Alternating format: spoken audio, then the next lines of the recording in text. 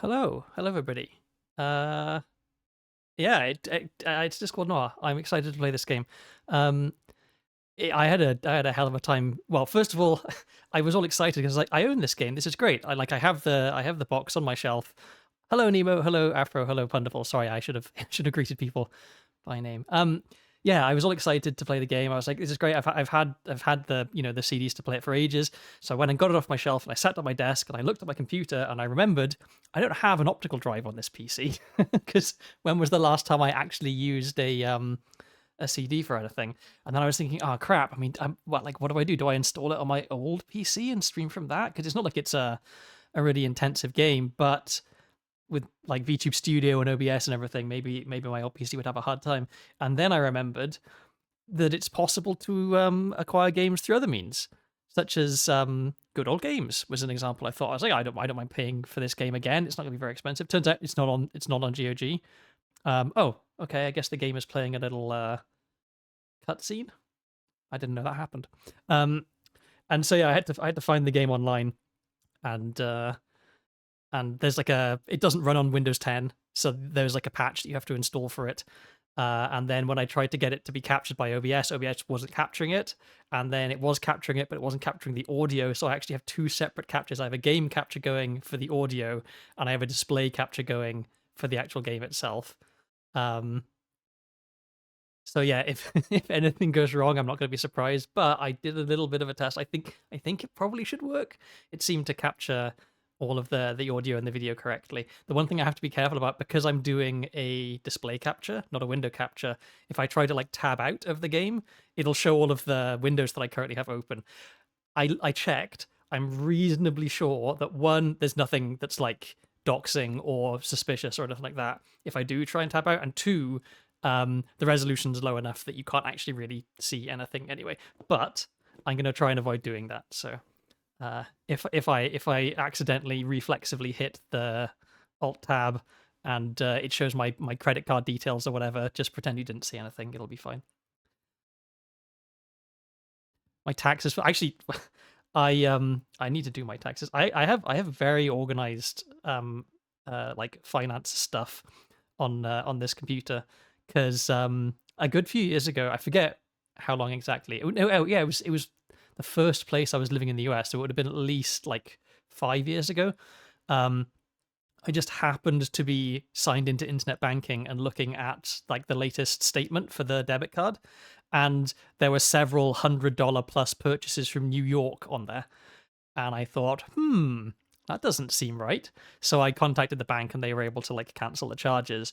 But that made me think, oh, I should probably look at this like statement more often, because we had like paperless, like we weren't getting anything sent to the house or anything. So yeah, I got in the habit of on the first of every month, I'll download all of the statements for that month, like all of the transactions from like any bank accounts or credit cards or whatever that I have. And I made a really fancy spreadsheet, which I'd honestly, I would love to show the spreadsheet if it wasn't completely full of extremely identifying information, because I'm genuinely proud of it. It does like fancy regex matching on the various like purchases and figures out, okay, this one's rent, this one's gas, this one's groceries, this one's VTubers, which I have a category for because it turns out I spend quite a lot of money on VTubers each month, and it's good to keep track of it. So yeah, I have this fancy spreadsheet that I just dump everything into, and it'll tell me how much of things got like spent on various things, but it also lets me go through and make sure, okay, do I actually recognize all of these purchases? And so far, doing that has caught 2 separate occasions when a card's details must have got like leaked or lost or something, and someone had been making fraudulent like purchases using it. So it was definitely worth the effort. So yeah, all that to say, I actually do have a taxes folder, and it genuinely does contain my taxes because I like to be really organized with financial stuff. Yeah, so okay, there shouldn't be any game audio at the moment because the game mutes itself when I'm not actively in the window. And you got to finish up work. Okay, I don't know how long. I'm going to try and stream for a decent amount of time today, but I also don't want to stream too long because today is Vanille's 5-year streaming anniversary, and I really want to raid into her. I think she's starting stream at 4 Western, like West Coast time, so we have a little while yet. But yeah, I really want to. I don't want to like miss that because it'll be a fun time. Yeah, so I guess I have played this game before, but I can't remember. I can yeah. The only thing I can remember about it is a plot point that will come up partway through the game. Other than that, yeah, my mind is a complete blank. I'm sure as I play, things will come back to me, but yeah, I don't know. Let me know if the audio is weird. When I booted the game up, the background music was way too loud. I think I have it about right. But yeah, let me know if it's too quiet or too loud. And once we get into like cutscenes and dialogue and stuff, we'll be able to tweak it a little bit more. But yeah, another thing I have to do is turn my mouse sensitivity down, because with my default mouse sensitivity, the mouse cursor is just like wild. It's way too fast. I think this is more reasonable. Yeah, okay, so I'm gonna go in the game. We should now have game sound. There should be some music in the background. It looks like OBS is picking that up. You got some nice jazz. And yeah, okay, without further ado, let's go in. I assume that the game starts with a nice big long cutscene, so I'll probably not be doing very much talking over that because I need to actually know what's going on. So let's dive in. Oh, I guess I need to narrate this. Everyone on the disc knows the legend of Eleanor Resort, or at least everyone knows a legend of Eleanor Resort, or Crinix, or El Harib. Ask most people and they'll tell you that she was the cause of the Zortian Wars. Of course, ask most people and they'll tell you the patrician is a kind and benevolent man. Never trust what most people tell you. The real cause of the Zortian Wars was a little-known goddess called Errata.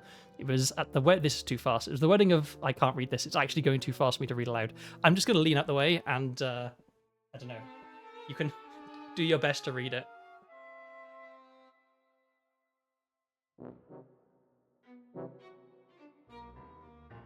We've got some classic Terry Pratchettian amusing background text.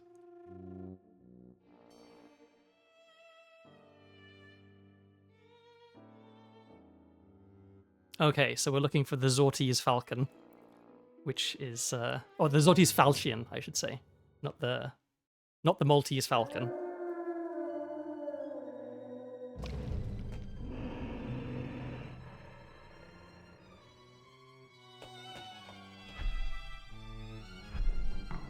These are nostalgic graphics. This is definitely of a time. Alright, well, I'm guessing that's our Falcon.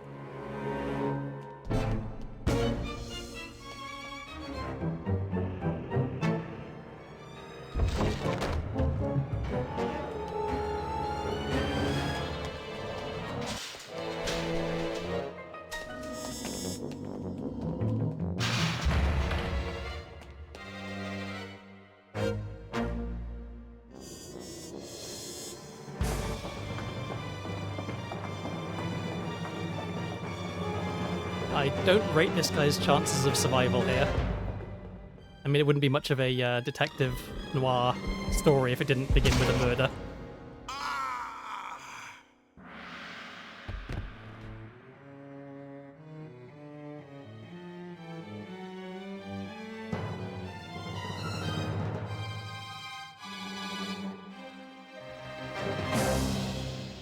Full moon makes me think that there's werewolves involved, because there are werewolves in Ankh-Morpork.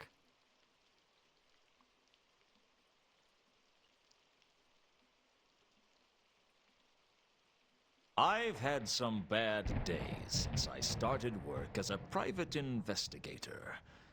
But I'd never woken up dead before. It all started the week before, on a cold and wet Sectober day in Ankh-Morpork, the oldest and most depraved of all the cities on the Discworld. But hey, you've gotta love it. Perhaps just the one with the goofy 6-monitor desk setup? I don't know. Maybe. That's not a fact that I'm aware of. I'd been working as a PI for a little over a month, and business was slow.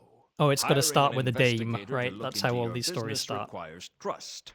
And the amount of trust in Ankh-Morpork wouldn't fill a cup. And it's a small cup I'm talking about. Sure, people trust that you don't get on the wrong side of the patrician. People trust that you don't walk into the shades alone. People trust that the Assassin's Guild will fulfill their contracts or double your money back. Yeah, people even trust death. Just don't ask them to trust their mothers. To be fair, Death is a very trustworthy fellow in Discworld. It's one of the reasons I picked him as my If I'm avatar. not, I should fire the guy who painted the door. So this is what a private investigator looks like. I expected someone more heroic. Heroism costs extra. What can I do for you, Miss... Mrs. actually. And the name is Carlotta. Okay, Mrs. Actually. Carlotta it is. What's a girl like you doing out on a night like this? I want to hire you, Mr. Luton. Please, call me Luton. Mr. sounds so formal. How much do you charge for a simple investigation? I don't know. I've never had a simple investigation. A tricky one is 20 a day. I'll give you 200 in advance, plus expenses. For 200, I guess I should treat you with some respect. I don't want to talk over the dialogue. I'll answer your question in a second. Impossible. What's the case? I want you to find a man named Mundy. Why do you want to find Mundy? Do you know him? No.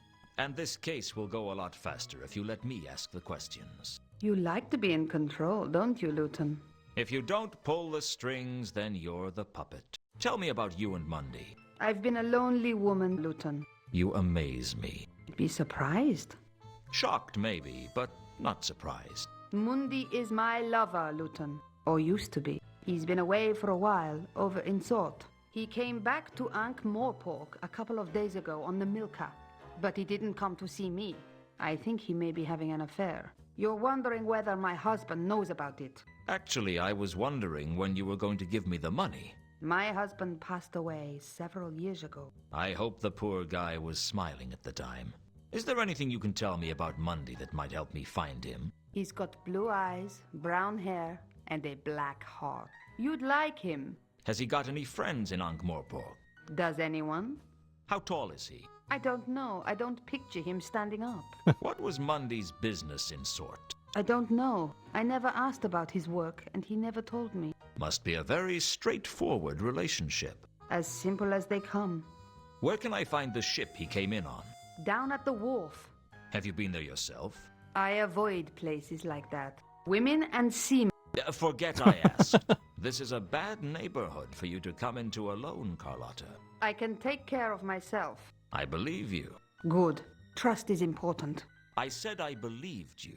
I never said I trusted you. Don't you like me, Luton? I like a lot of things. I like dogs, but I wouldn't trust one not to bite me. I won't bite. Shame. I haven't been bitten in a long while. I'd better get started on your case. Where can I contact you? I'll be in touch. Be seeing you, Luton. I hoped I would see her again, because she still hadn't paid me. Still, it wasn't every day that a beautiful woman offered me a case. Frankly, it wasn't often that anybody offered me a case. And 200 would certainly help pay the rent, if I had anything left over from my bar bill. So, finally, to answer your question, Nemo, Ankh-Morpork is a city that operates under the system of one man, one vote. The patrician is the man, and he has the vote. He's basically Machiavelli's prince, but with like, I don't know, he's more likable. He's the absolute ruler of the city. His word is law, but he's utterly devoted to the well-being of the city. Like, he's not in any way corrupt. So obviously he's a fictional character, but yeah, the city works under his rulership, and so people have stopped trying to assassinate him and get him out of the way, because it's actually better for him to be in charge than for anyone else. Oh yeah, and I was going to say the voice actor for Luton, the main character, is Rob Brydon, notable Welsh comedian and voice actor, who also voiced some characters in the original Discworld point-and-click adventure games, which were a lot less noir and gritty than this one. They were much more kind of silly. Okay, so I think we have the same sort of control system that we had for Broken Sword, where right click is look at thing and left click is like interact with thing.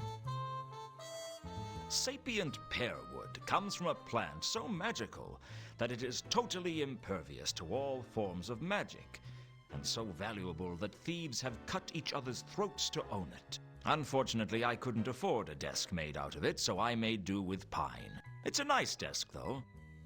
I mean, it does seem like a nice enough desk. Can I interact with the desk? I can't. Oh, we have a filing cabinet. I had purchased a large indexed scroll rack to keep track of all the cases I was going to handle. The Monday case made it 2. Oh, I wonder what the other case is. Okay, we have an inventory. My purse might not have been my most valued possession, but I sure felt happier when it was full than when it was empty. Okay, can I? Yeah. Oh yeah, I think I remember the notebook. Yeah, so this is how you like ask people questions. You have like your leads and like people of interest and stuff. Yeah. Okay, we have plenty of blank pages. I wonder then, actually, if I go back to the notebook, maybe I can find out what the other case is, because that's the Monday case. Okay, we just have the one. Let's inspect the door. A lot of strange things had happened to me since becoming a private investigator. But the weirdest was the irrepressible sensation that the most important thing for me to own as a PI was a door with my name painted on the glass. Some mysteries are best left unsolved, I guess. So what in Discworld, certainly in the later books, it's very well established that the kind of the driving force that makes everything happen is this thing called narrativium, which is a kind of like an elemental force in the universe, I guess, where narrativium is the thing that makes it so that if there's a really impressive wreck where like a cart falls off a cliff and explodes, then out of the burning wreckage a wheel will roll on fire. That happens all the time, right? That's just like the way the universe works. Is there are certain tropes and stories and cliches that have to happen. So yeah, if you're the third son of a king and your older brothers have gone on a quest to try and prove their worth and have failed, then it is now impossible for you to fail, because that's just the way the story goes, kind of thing. So yeah, of course you can't be a down on his heels PI in a seedy town without a door with your name written on it. It wouldn't be right. I'd purchased the imp-powered coffee bean machine from Cut-Me-Own-Throat Dibbler, the man whose name was the byword for quality. With CMOT Dibbler, you could say bye to quality. I'll say this for the ICBM. It made coffee strong enough to blow your head off. On the downside, the imp tended to use most of the beans to fuel its own addiction. Some days the poor thing was so jittery the coffee machine would vibrate off the shelf. So Discworld has magic, but magic is kind of unreliable and a bit shit a lot of the time. And it doesn't really have technology. So the way that you can take what they call an iconograph, which is like a picture, is there's a little box, and in the box is an imp who can paint really quickly. And so you point the box at one you take a picture of, and you press the button, and that causes a little mallet to hit the imp on the head, and then the imp will very quickly paint a picture of whatever it is you're pointing the box at. It's very possible to mistake roles, though, like which sister is the good witch and which is the bad witch. Oh, yes, and what witchcraft actually is. I think Witches Abroad is one of my favorite Discworld books for how it explores the ideas of, like, how stories work and how you can sort of twist them to your own ends and things like that. I think it's really good. It's a fantastic intro to, like, kind of what I think of as the real Granny Weatherwax. Because obviously she appears in Equal Rights, but she's not really Granny Weatherwax in Equal Rights. And then in Weird Sisters, she's closer to being kind of the real Granny Weatherwax. But I feel that it's not until Witches Abroad that she becomes, like, the Granny Weatherwax that is going to be the same kind of Granny Weatherwax for all of the rest of the Witches books. I think she's my favorite sort of main character in all the Discworld books, probably, is Granny. She's just really good. Okay, what else haven't I looked at there? I want to try and get all the dialogue in this, because I think I remember a lot of it is quite good. Can I actually get some coffee? No, okay.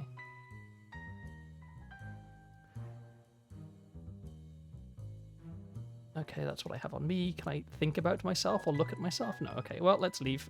Where does this lead to? So I guess, so we're in a flashback now. We know that at some point we're going to get chased down an alleyway and then stabbed, which isn't great.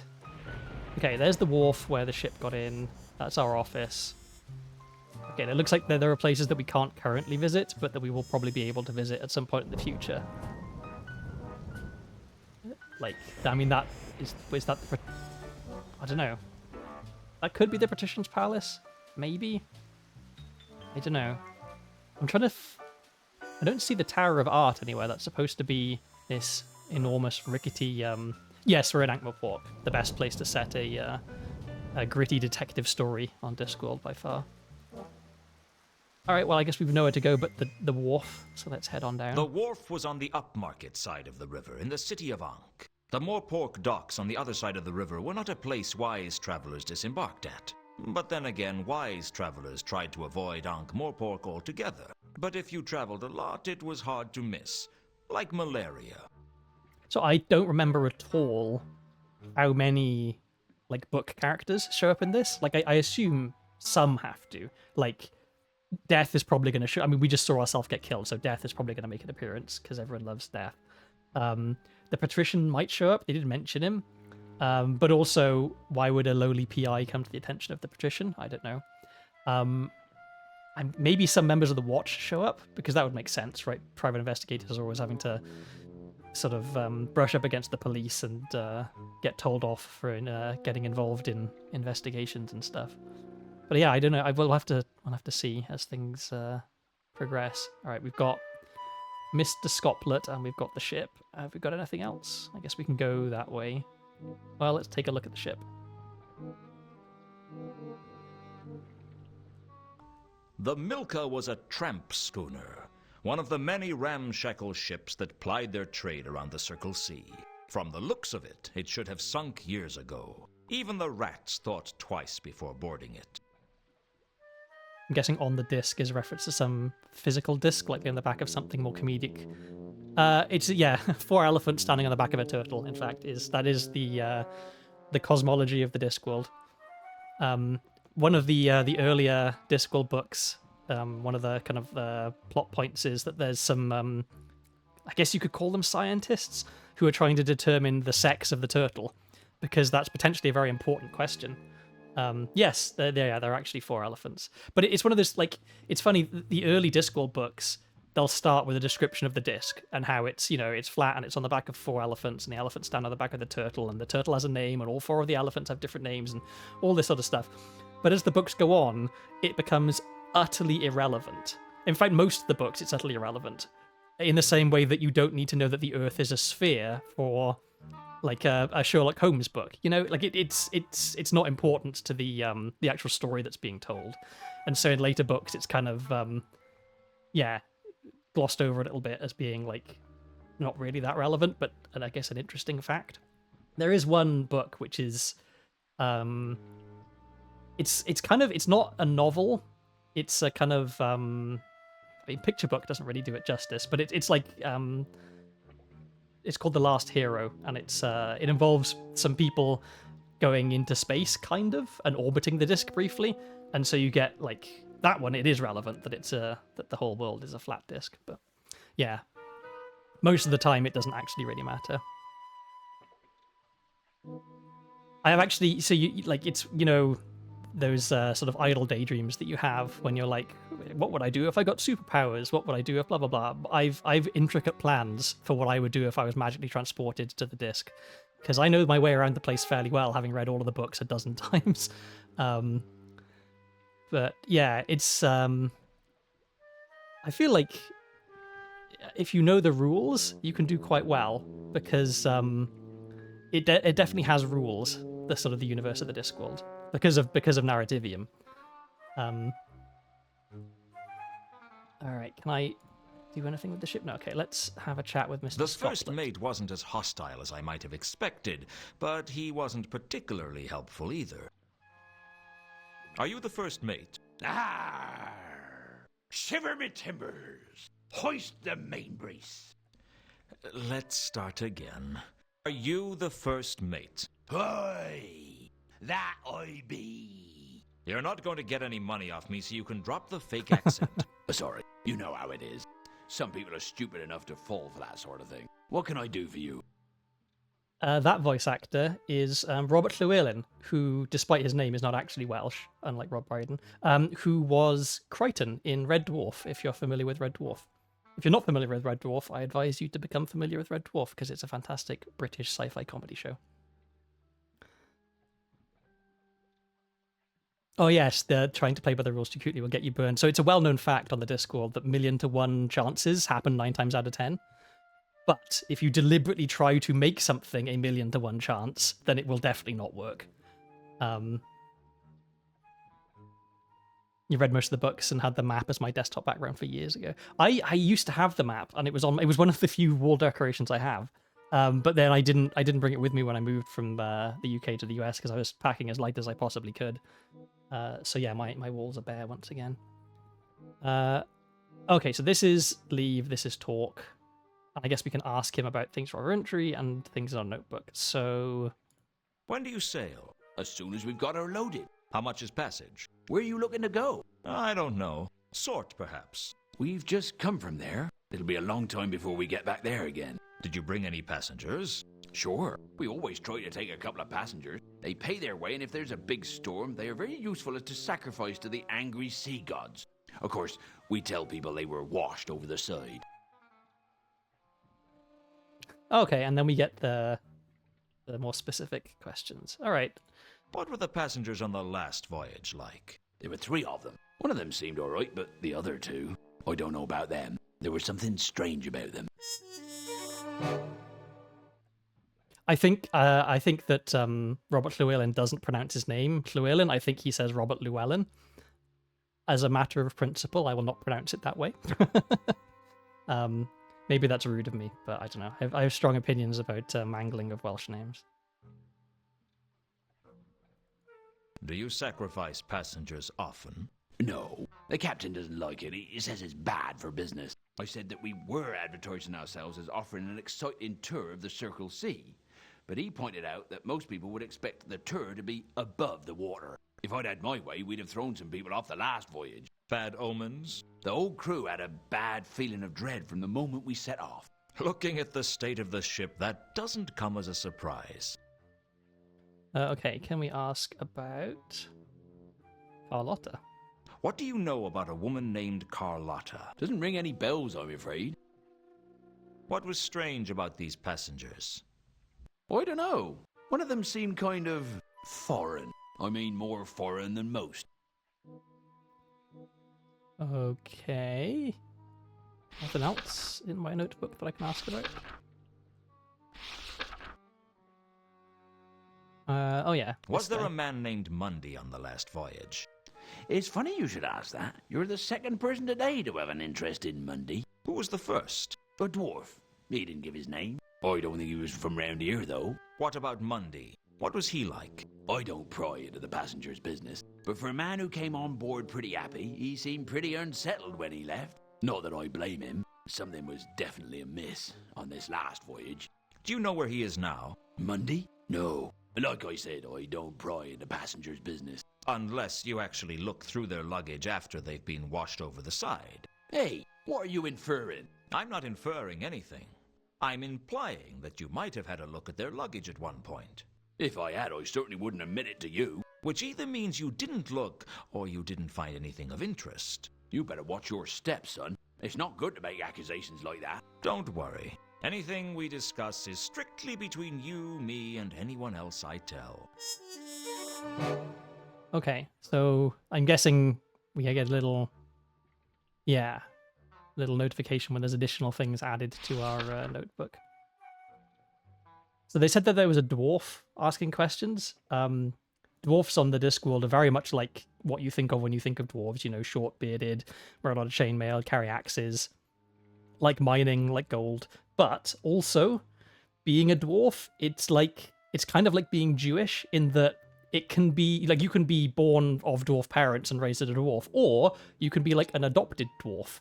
And so there is a character who is a 6 foot tall human who is a dwarf, because he was raised by dwarfs, and he did all of the, you know, the appropriate dwarf initiation rites, and he observes all of the dwarf kind of customs.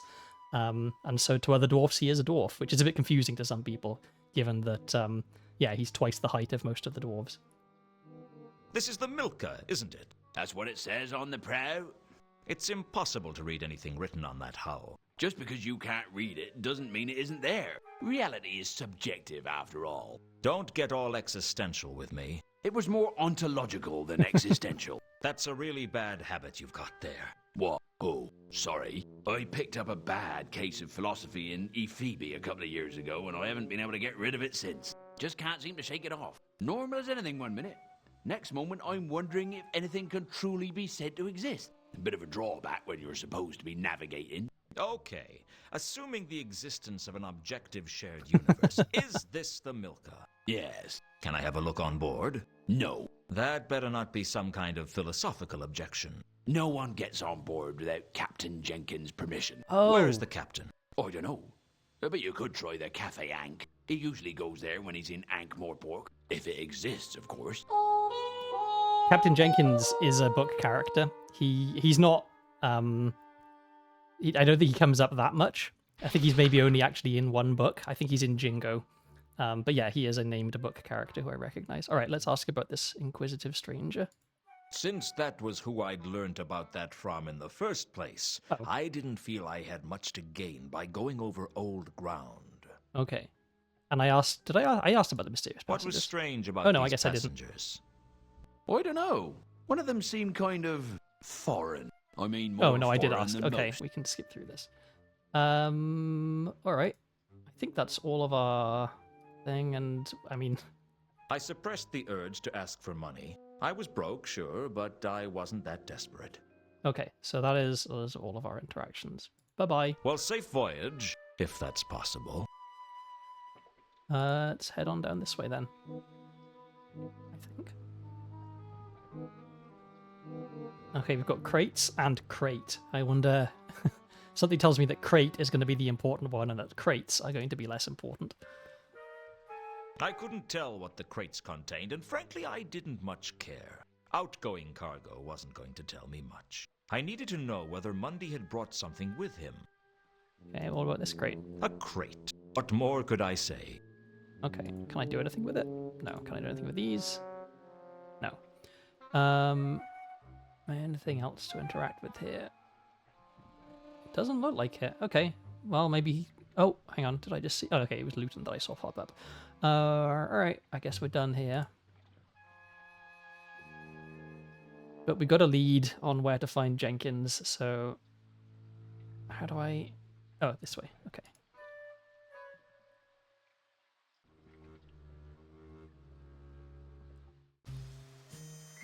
So it was... There it is. The Cafe Ankh. And just to double check, we don't have any else we can go yet. No, okay. I'm guessing this is the kind of the early game opening up the map a little bit.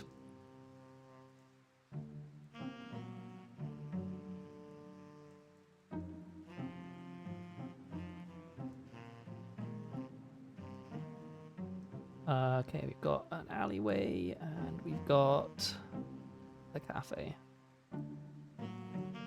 I'm going to take a look in the alleyway first. I feel like it's pretty standard gamer practice to avoid the way you're supposed to go and explore the other areas first. Oh, okay, we've... Oh, a golem, okay. Can I nick this crowbar?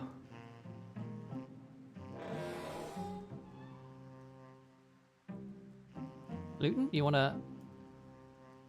Can I... A good-looking crowbar. It looked like it had a good heft, too. Can you pick it up? Am I pressing the wrong button? I figured the golem wouldn't notice that the crowbar had gone missing. Not that I'm saying it didn't need it, just that I'd figured I'd get away with stealing it. Hooray! Okay, minor theft The done. cart was being loaded with barrels of wine. Apart from the wine, I can't say I was interested. Alright, anything else over here? I guess I never really noticed that the Cafe Ankh had a wine cellar before. Perhaps if they'd run out of drinks at the bar, I'd have been more inclined to investigate. I wonder if we wait, will the golem show up again?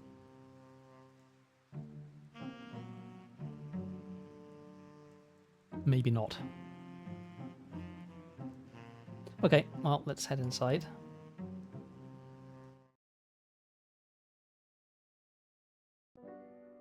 A vampire pianist, okay. I mean, well, I assume a vampire. You shouldn't judge based on appearances, but that is, I mean, if you were going to draw a picture of a vampire.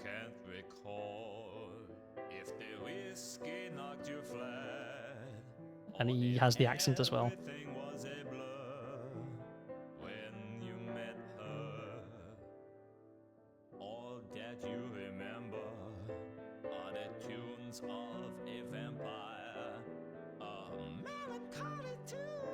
I was not expecting the vocals to go that way.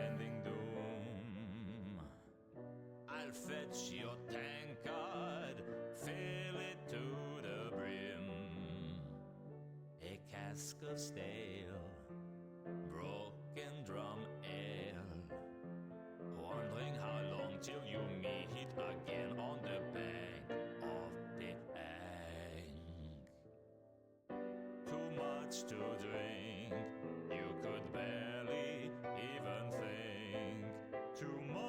I feel like this guy's name might be Sam. I thought I told you never to play that song again. Oh, sorry, Mr. Luton. It's just I wasn't expecting you to call by tonight, and... You weren't expecting me? It's only been 8 years, Samael. I guess my memory ain't what it used to be. I don't know why Samael put up with my temper. He could have broken every bone in my body if he'd wanted to. But that's what made him special, I guess. That he'd take almost any kind of abuse from the clientele, and he'd still be there at the piano, playing better than anyone else in Ankh-Morpork. So, yeah, there are vampires on the Discworld, and in the bad old days, they were, you know, quote-unquote proper vampires, you know, tearing throats out of people and being evil and flying in young women's windows when they're in lacy nightgowns and that kind of thing. But there's been a recent movement to join what's called the Uberwald Temperance League, where they will swear off blood and become upstanding members of society because they realised that people aren't going to put up with vampires drinking your blood all the time, and so they kind of swap the craving for blood with some other craving. I'm guessing in Samael's case, he now is totally obsessed with playing the piano. The notable vampire sort of obsessions in the books, there's one who is addicted to coffee, which when he loses his coffee supply goes about as well as you might expect. There's another who is a photographer, which I mean, it's not great with the flash photography. He does tend to crumble to dust. But, you know, you got to suffer for your art. Oh, wow, okay. Well, here is a book character immediately. And there's Captain Jenkins. So Nobby Nobbs is... I'm looking forward to talking to Nobby.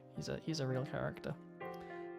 All right, let's chat with Sam first, I guess, if we can. The pianist, Samael, was one of Cafe Ank's greatest assets. Not only was he a first-rate musician, but there was something about him that made you think it'd be a bad idea to start any trouble.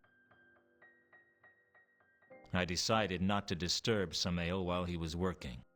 Okay, so just a double click is to talk, I guess, rather than single click. Well, let's have a look at Nobby, as ill-advised as that might be. My old friend Nobby from the Watch. I hadn't spoken to him in ages. Nobby Nobbs is the only person in the city who has to carry a card proving that he is in fact human, because people looking at him will sometimes mistake him for a dwarf because he's quite small, or just some sort of horrible creature because he's extremely ugly and weird. Hello, Nobby. Hello, Luton. How you been keeping? I've been worse. Of course, I've been better, too. And I've been a hell of a lot better and not much worse. That's good, isn't it? Don't worry. If Commander Vimes sees us together, I'll tell him I made you talk to me. It's not that I don't like you, Luton. I mean, we was friends and all. But it's just, well... It's just he'd bite your head off if he saw you talking to me. He'd go spare. So Irish Nobby is an interesting take. I never thought of Nobby as Irish. I always pictured him as, like, you know, the Artful Dodger grown up. Sort of very, very extremely Cockney. I don't hate it, though. How you been keeping, Nobby? How's the rest of the Watch? Not so bad, Luton. Been keeping myself busy. Been working with Sergeant Colon. How is old Fatty Colon? Still fat. I'll tell him I saw you. No, you won't. Okay, so maybe I won't. I was just being trite. Polite. Yeah, that's the one. I guess I never really understood why it was that you didn't get kicked out as well, Nobby. Oh, okay, Me? so Luton used to be a I've watchman. never done nothing wrong. Don't give me that, Nobby. When you were serving as quartermaster under the Duke of Pseudopolis, it was widely known that several items from the stores were found in your kit. That was all above board. I had all the paperwork for him. Your kit at the time consisted of 2 warehouses. I just think Vimes had a grudge against me. Luton, I know you're my friend and all, but you took a bribe. Are you trying to tell me you never took a bribe? Never.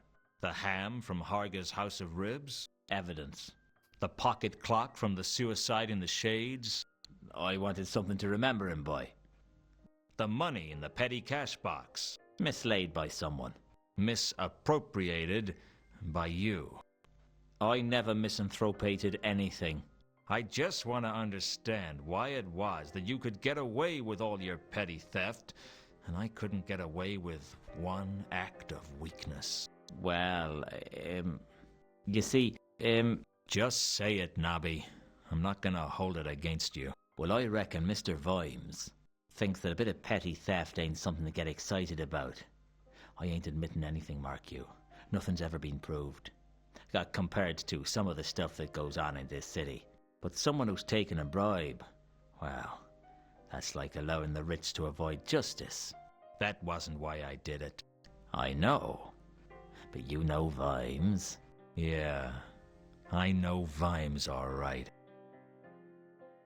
I also like Vimes. He's one of my favorite characters. He's a very by the book copper who, like, he's someone, he knows himself to be a bad person, and so he struggles very, very hard all the time to make sure that he doesn't act like a bad person. Very much like Granny Weatherwax, actually. Guards was your first Discworld book. My first book was Mort, and then my second Discworld book was Fifth Elephant, which was, I mean, I don't regret it. It's a great book, but jumping from the fourth book to like the 20th was an odd choice. But it was just the one that happened to be in the bookshop, so I bought it because there weren't any other options.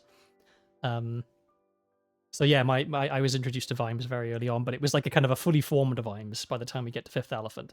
Whereas yeah, Guards is kind of the birth of Vimes as he appears in the other books. What's Vimes up to these days? He got married. Married? He was only ever married to his job. Nah, straight up. He married into nobility. Old Stoneface in the nobility. That'd drive him crazy. Well, he's sort of nobility himself now. What? They made him commander of the watch, and we got a great new premises down on Pseudopolis Yard. They're full of paintings and vases and all sorts. Full? Well, maybe not as full as when we moved in, but pretty full. I'll have to call round sometime. Yeah, that'd be good. We got a lot more members in the watch these days. And we got a new dartboard. Life in the fast lane, huh? Do you seriously think it's a good idea for me to call around? I mean, Vimes isn't gonna like it. Whatever you may think about him, he's loyal to his job. I can't say he'll welcome you with open arms, but he won't stop you. Now I'm wondering when this game is set in the timeline of the books. It definitely feels like older Ankh-Morpork, so like probably before, I think certainly before The Truth, which is when printing is introduced. I don't think we're going to see any newspapers in this game. But is it before Fifth Elephant? Is it before Jingo, maybe? Maybe it's after Jingo, because you've got Captain Jenkins over there. So yeah, I guess it has to be after Jingo, because otherwise it wouldn't make sense to have Captain Jenkins. Okay, let's ask Nobby about all of the stuff. What do you know about a woman named Carlotta? I'm not getting drawn into anything while I'm off duty. Wait till I'm back at the yard. It's technically a separate story, but the designer planned it between Feet of Clay and Jingo. I see, okay. It's okay, before Jingo. I guess that's fairly right. I feel like Jingo was like a fairly pivotal moment in Vimes' character development, because that's the one where he arrests the patrician. So, yeah, he wouldn't have been able to do that earlier in the books. Okay, so Nobby basically just said he's not going to talk to me about any of this stuff. Just in case, I'll ask about Mundy. Do you know anything about a man named Mundy? I'm not getting drawn into anything while I'm off duty. Okay. Wait till I'm back at the yard. All right. See you around, Nobby. I'll catch you later, Nobby. Don't do anything I wouldn't do. What's that supposed to mean? Well, don't get caught doing anything I wouldn't do. And okay, so we can go around to the left here as well. I'll have a look around here just to see what's there before I go and talk to Captain Jenkins. Okay, we just have the bar. Okay, so maybe this is relevant later, but Are you Captain Jenkins? That depends on who's asking. Don't play games. I'm just after a few answers. That song really put you in a bad mood, didn't it? If you're trying to get me angry, it's working. No need to get upset.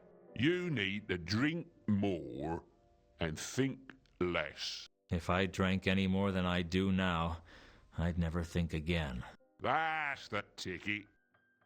it's kind of ironic, really, that Vimes was so down on Luton and kicked him out of the watch. Given that, like, this character that Luton is kind of the character that Vimes is as well, or at least that he started off as. Vimes is an alcoholic police guy who cared too much about the job and was brung low by a woman and all this sort of stuff. Like, it's the classic film noir detective sort of mold. So it's kind of funny that there would be like a proto Vimes, I guess, in Luton who got kicked out of the watch for taking a bribe. Because, well, like, again, I guess Vimes never would have taken a bribe. Even when he was a drunk. So maybe he draws the line somewhere. So, you're the captain of the Milka. Unfortunately. Unfortunately? Ordinarily, I'd be happy being a captain of a fine ship like the Milka. But after this last voyage, I'm thinking of taking up farming. Tough journey? I don't want to talk about it. Well, you're gonna have to. What was so bad about the last voyage? I told you I don't want to talk about it. Sometimes it helps to talk about these things. Why would I want to talk about it? All right, let's put that another way. I want to talk about it, and the sooner I finish talking to you, the sooner you can get back to drinking. By that logic, my best bet would be to just ignore you and carry on drinking. I was never much good at logic. I did home economics at school. Okay, well, is this gonna work, or is he also I not gonna was want to talk hoping about you'd it? let me have a look around on the Milka.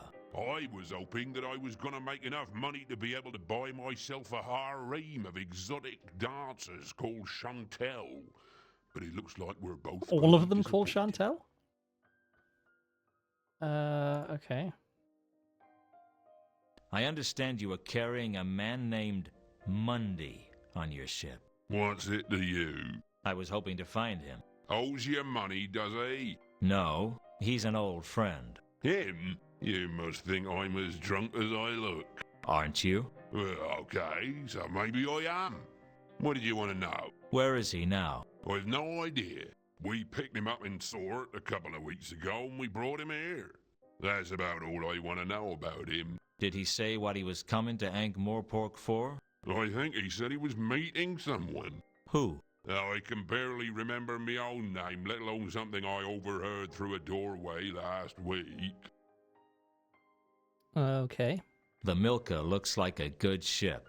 You know nothing about ships, do you? She looks like exactly what she is. A run-down tramp schooner with no future. Any chance I could look around her anyway? All I want to do is get the cargo loaded and get out of this god's-forsaken city. I don't need people snooping around on board. Okay, what about mysterious On your passengers? last voyage, there were 3 passengers, right? Mundy and 2 others. You tell me. You seem to know more about my ship than I do. I just want to know what you can remember about them. I remember that we picked them up in Ecclepon, and I know they had a lot of cargo. Oh, and one was a woman, and one was a man, I think. You think he was a man? There was something particularly foreign about him. I'm not sure what. Where's Ecclepon? Up near the hub. God's forsaken place. All there is to do there is drink and eat fish sandwiches with no tops on. Sounds like a long way from the Circle C. We got lost, all right. It's easy to mix up port and starboard when you've drunk too much port. Are they still on board? Nope, we dropped them in Ankh-Morpork. And before you ask, I have no idea what they were doing here. That's not my business. I was beginning to realize that Captain Jenkins only had 2 questions to ask his passengers. Where are you going? And how much money have you got? I once had the pleasure of perusing a genuine home economics textbook, truly an amazing field. There's something positive to be said about someone willing to devote themselves to determining the optimal vacuuming strategy. I mean, I can understand the appeal of that. Like, if something is worth doing, it's worth doing well, you know? But yeah, I don't know. I'm not sure that home economics is a thing in the UK, or if it is, that it must go by a different name. Because we never had any kind of stuff like that available in school. And I don't know, maybe it would be better if we had, but I don't know. It feels like the sort of thing that maybe it's like expected that your parents would teach you how to vacuum. Although, judging by a lot of the people I ended up in halls of residence with in the first year of university, a lot of their parents had not taught them anything because they were just utterly incapable of looking after themselves. What do you know about a woman named Carlotta? There's no one I know. Has there been a dwarf around asking questions? I wouldn't know anything about that. Okay, I guess we can ask about the Milka as well. The Milka looks like a good... Oh, we already did. Any chance... Oh, I don't... Okay, so that's all of that stuff. Is there any way I can persuade you to let me on your ship? Is there any way I can persuade you to go away? Okay, I'll see you around, Captain. I'm kind of curious if I can buy him a drink at the bar or something. Fun fact, the entire field being considered something you can study academically was created wholesale as one woman's master's thesis. That's really interesting. My old friend, the bar. I was tempted to order a drink, but I was working. Okay, so that's not it. I guess, well, are we done in here then? Are we... Hello again. Oh, I didn't mean to click there. yourself. I just remembered I can show him this crowbar I stole. Tempting as it was, I decided not to start attacking people with the crowbar. Okay. All right. Well, let's leave. Oh, we have a crowbar. Maybe we can go to the docks and we can look in the crate with the crowbar. Oh, okay. This has changed. We have someone here now, blocking the way. Maybe. Or just standing here and preventing me from taking a crowbar to this crate. Hello? The sailor was busy loading the ship, and I decided not to disturb him. Okay. But can I try and use my crowbar on the crate? Oi! Get away from that! Okay, no. What about these crates? Perhaps the single. Yeah, alright. Okay, so we have a sailor who's in the way. I don't know that we can't interact with him. So, sorry, I had to tab up briefly. Yeah, I guess, is this just, do we just have to wait for him to be done? Can we have another chat with Mr. Still Scotland? here? Not for much longer, I hope. Okay, any new When do you dialogue sail? options? As soon as we've got her loaded. How much is passage? Where are you looking to go? I don't know. Sort, perhaps. We've Oh, we already just- had this Did you- dialogue. Sure, we all... Hey, Okay, yeah, this is all the same. Okay. Back Well, to the safe office then, I voyage, guess. if that's possible. I don't know where else we can go. So yeah, there's the office, there's the wharf, there's the cafe.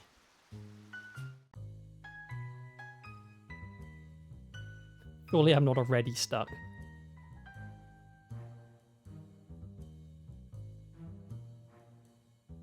And there doesn't seem to be anything to do here. So, okay, so maybe I do need to get permission from...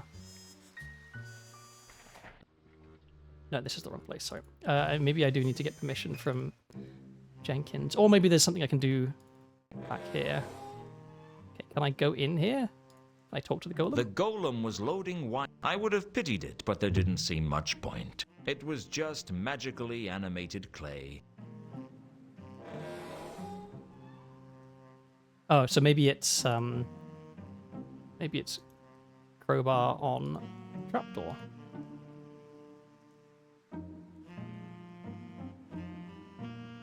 You can't go around jimmying every door open just because you can. Besides, I liked some ale, and I drew the line at breaking into the cafe's wine cellar without his permission. All right. Well, in that case, maybe. It might... Oops. How do I put this crowbar away? The main... Without it, Put the crowbar away. Okay. Maybe now we can talk to Sam.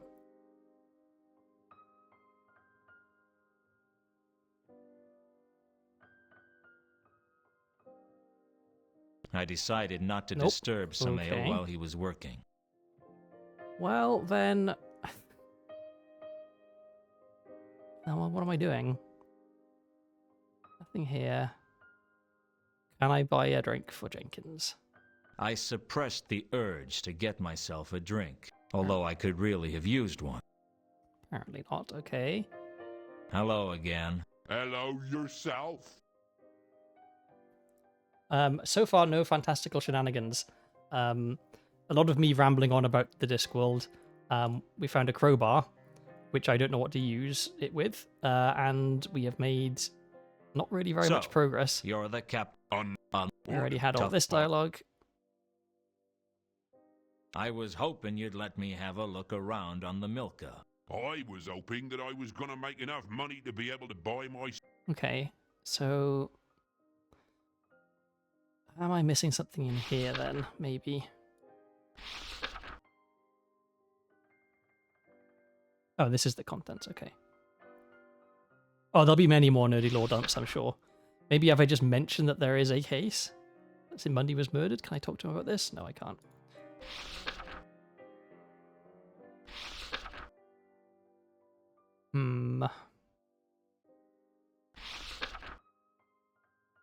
I understand you were carrying a man named Mundy on your ship. What's it to you?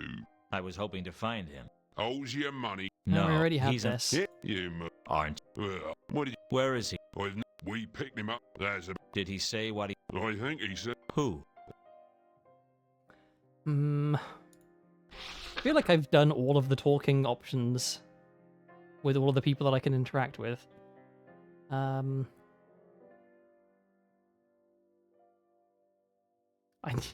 need someone with the guide pulled up to give me hints when I get stuck, because I don't. Yeah, I already did all of these with I'll him. see you around, Captain. Nobby didn't want to talk to me, but maybe. Hello, Luton. How's it going, Nobby? Mustn't grumble, I suppose. I mean, yeah. Is there? How you been keeping? options? How's the rest? Already did all this. No, I'll catch you later, Oops, Nobby. damn it. Don't do anything I wouldn't do. Didn't mean to do that. Hello, Luton. Don't do anything. Oh my god, I'm clicking too much. Let's try this again. Hello, Luton. Okay. How you been Talking. keep? How not been? No. Okay. It was just. Yeah. Okay. And we already did both of these options, and anything in the notebook he didn't want to talk to me about. Right? Do you know anything about? I'm not getting. Wait. Yeah. Have you heard? It arrived in. How long? 3 days. That's strange. Why? Well, there's been a string of odd murders. Oh, in the okay, last so 3 we just had to days. pick the right What option. do you mean, odd? I mean, this is Ankh-Morpork we're talking about. I'm not sure I should discuss the details with a pavilion. A civilian, Nobby. How much have you had to drink? I'm as sober as the day I was born. That's a frightening thought. Okay, cool. I guess the first two things I asked Nobby, and he was like, I'm not talking to you until I'm back at the yard. He didn't actually mean it. Okay, can we ask him about the murders? Since that was who I'd learned about No. that from. Okay. Can we ask about anything else? I think we asked about Carlotta and we didn't get anywhere. Do you know anything about some passengers that came into town by ship a few days ago? That's not much to go on. You're a corporal in the watch. You're supposed to have a keen, insightful mind. They brought that regulation in after I joined. Okay, so I guess I just got unlucky with the only two things I talked to him about were the ones that he said, I'm not telling you anything. Has there been a dwarf around asking questions? Can't this wait till I get back to the yard? I'm off duty. What do you know about a I woman think I already named asked this one as well, Carlotta? but just in I'm not case. getting drawn into anything while I'm off duty. Wait till I'm back at Okay. the yard. Alright, well, we made some progress. We wrote down that there have been some murders, so I'll catch you. Don't. can we ask Jenkins about the Hello murders? again. Hello yourself. Because that's more of a motivation for him to want to let us on board the ship. Do you know anything about the recent murders in Ankh-Morpork? I know that there are always murders in Ankh-Morpork. See Ankh-Morpork and die, they say. Often in the same day. That's not a very helpful answer. It wasn't a very sensible question. So a joke in one of the Discworld books is that murder is actually surprisingly rare in Ankh-Morpork, although suicide rates are extremely high because there's so many different ways that you can commit suicide in Ankh-Morpork. You can commit suicide by walking into the wrong pub, or going down the wrong alleyway, or like walking around being obviously not from here and probably rich. These are all ways in which you can commit suicide in Ankh-Morpork. Alright, that didn't really get us very far. Who else can we talk to about murders? And what are we doing with our crowbar? Maybe we can tell the first mate about the murders? And we haven't got anywhere else we can go yet. Oh, okay, we can go to Pseudopolis Yard. Okay, so maybe that's where we're supposed to go. I headed over to Pseudopolis Yard, but Nobby wasn't there yet. I decided to come back later. Okay, cool. Not for much longer, All right. Can I ask you about murders? Do you know anything about the recent murders in Ankh-Morpork? Sorry, I wouldn't know anything about that. Fantastic. Well worth the trip. What am I missing then? There What is do you say? there. Where- Okay, this is all the same from before, I guess. Okay. Yeah. Well, safe. And I can't interact with this guy, I don't think. Something told me I wasn't going to learn Yeah. anything you... Okay, so it turns out the progress that I thought I'd made wasn't actually very much progress at all. Maybe now, back at the office? Yes. Oh, a dwarf. On an ordinary night, I'd sit around waiting for business. But this night, business was coming to me, and bringing trouble with it. Business, I didn't mind. But trouble was an unwelcome guest. And like all unwelcome guests, it was hard to ask it to leave. And by the third day, it was generally wearing your shirts and leaving its stuff in your bathroom. Hello, Mr. Luton. I've been expecting you. I should hope so. This is my office. How'd you get in? Through the door. It was only locked. I know all about doors. Good. Use this one to get out. I have a message for you, Mr. Luton. I don't take messages from strangers. Then let me introduce myself.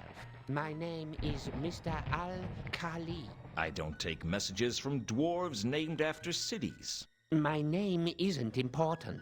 You seem to think it was. I've come to warn you to stay clear of the Mundy case. I'll bear that in mind. Now get out. If you don't stay clear of the Mundy case, something untoward may happen to you. This is Ankh-Morpork. Something untoward may happen to me whether I investigate this case or not. Now either you get out or I'll throw you out. Don't say I didn't warn you, Mr. Luton. Don't say I didn't ignore you, Mr. Al-Khali. Oh, we A actually did dwarf fully named throw after him the out. Klatchian city of Al-Khali. And a threat. This case was getting more interesting by the minute. All we needed was a troll and a member of the undead, and we could open an ethnic comedy on Broadway. So Al-Khali is in Klatch, and Klatch is kind of like the Middle East of the Discworld. For a little bit of context. Alright, so we've got a new person of interest, I guess. Did he do anything to my desk? Can I have a look at it? Sapient. No, okay, It's it's a the same dialogue as before. Okay, maybe now Nobby is at the yard. Yes, okay, there we go. Just gotta do things in the right order, I guess.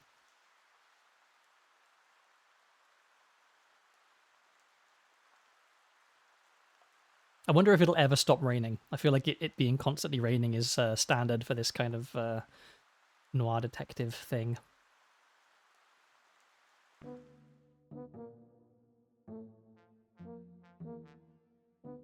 Is this Fred Cole? Oh, no, this is Nobby again on the desk. Okay. And Nobby is the only one we can interact with. Just checking. Yes, okay. Hello again, Nobby. Hello, Luton. Did I disturb you? No. What made you think that? Well, there appears to be smoke coming from your ear. Oh, that, well, I've been working hard, you see. Working so hard that your ears have caught fire. Don't worry about it, Nobby. It's not like I'm going to report you. I have been working, see? Oh, sure. I never doubted it for a second. So Nobby is famous for always having a horrible roll-up on the go and smoking it and being able to kind of magically cause his cigarettes to disappear about his person if anyone who will take issue with him smoking comes along.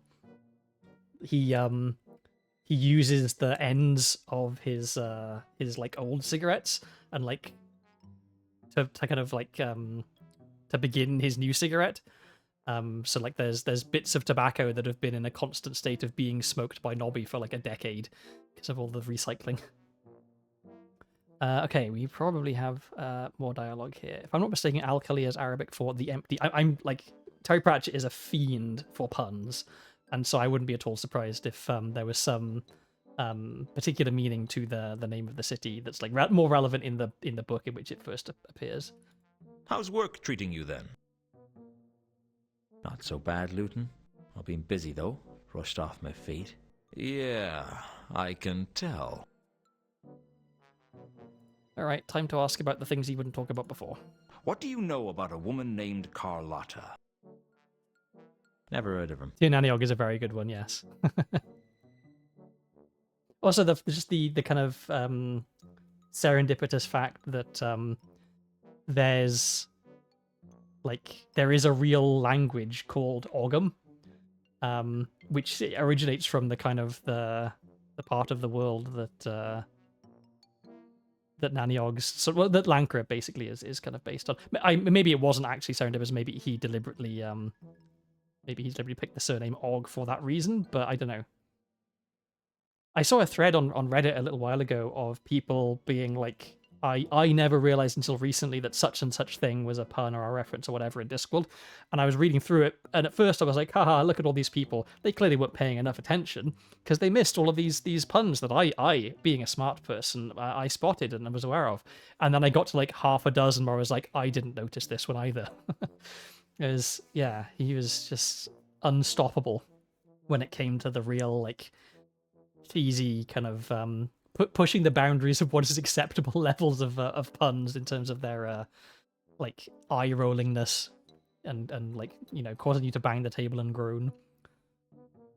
Infancy screen is pretty Legend of Zelda-esque. It is, yeah, a little reminiscent. I think I don't know what resolution was common for monitors back when this game came out, but it came out in 1999, so I'm guessing that they wanted things to be fairly like not too many small things that were difficult to click on. It was released for the PC and for PlayStation, but it was compatible with the PlayStation mouse, because trying to play this with controller would have been miserable, I think. I don't suppose you've investigated the passengers on the Milka, have you? Of course I have. Sorry, but you're not the most, diligent of investigators. I work as hard as any man of my rank. You're the only man of your rank. There's 3 dwarfs, 2 troll, a woman and a zombie with the same rank as you, but you're the only human male. I know you're human because you carry a bit of paper to prove it, signed by the midwife. The maleness, I'll take that on trust. Do you want me to help you or not? What have you got?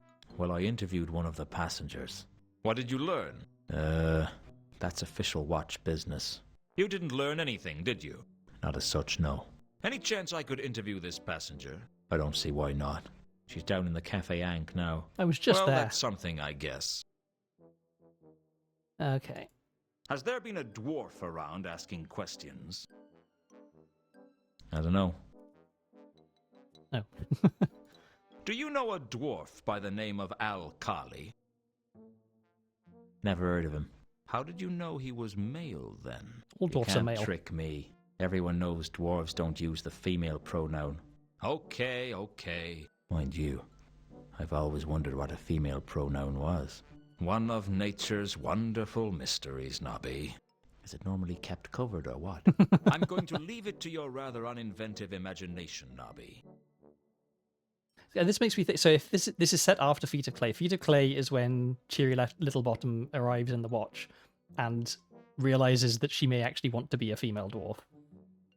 Well, yes. So that the dwarf society, depending on how far through the books you've got, either all dwarfs are male or only the more kind of like, quote unquote traditional dwarves.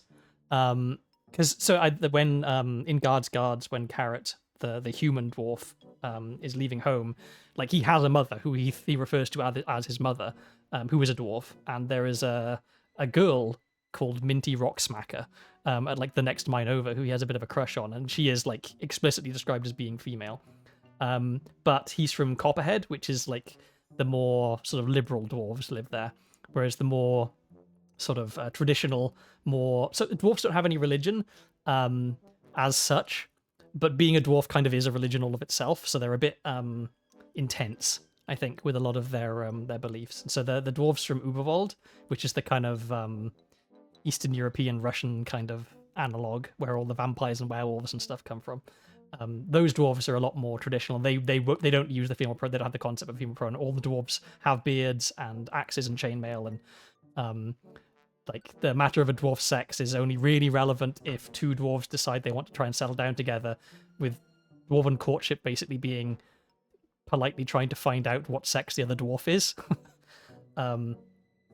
But yeah, there's a point in the books where a dwarf comes to Ankh-Morpork and realizes that, oh, actually, women exist, and they get to do things like wear makeup and not always wear leather and chainmail, and they can drink port instead of quaffing ale. And so she becomes the first kind of female dwarf in the city. And then as the books go on, that becomes a big sort of political point of contention with some of the other big dwarf cities. So I guess at this point, that hasn't really happened yet.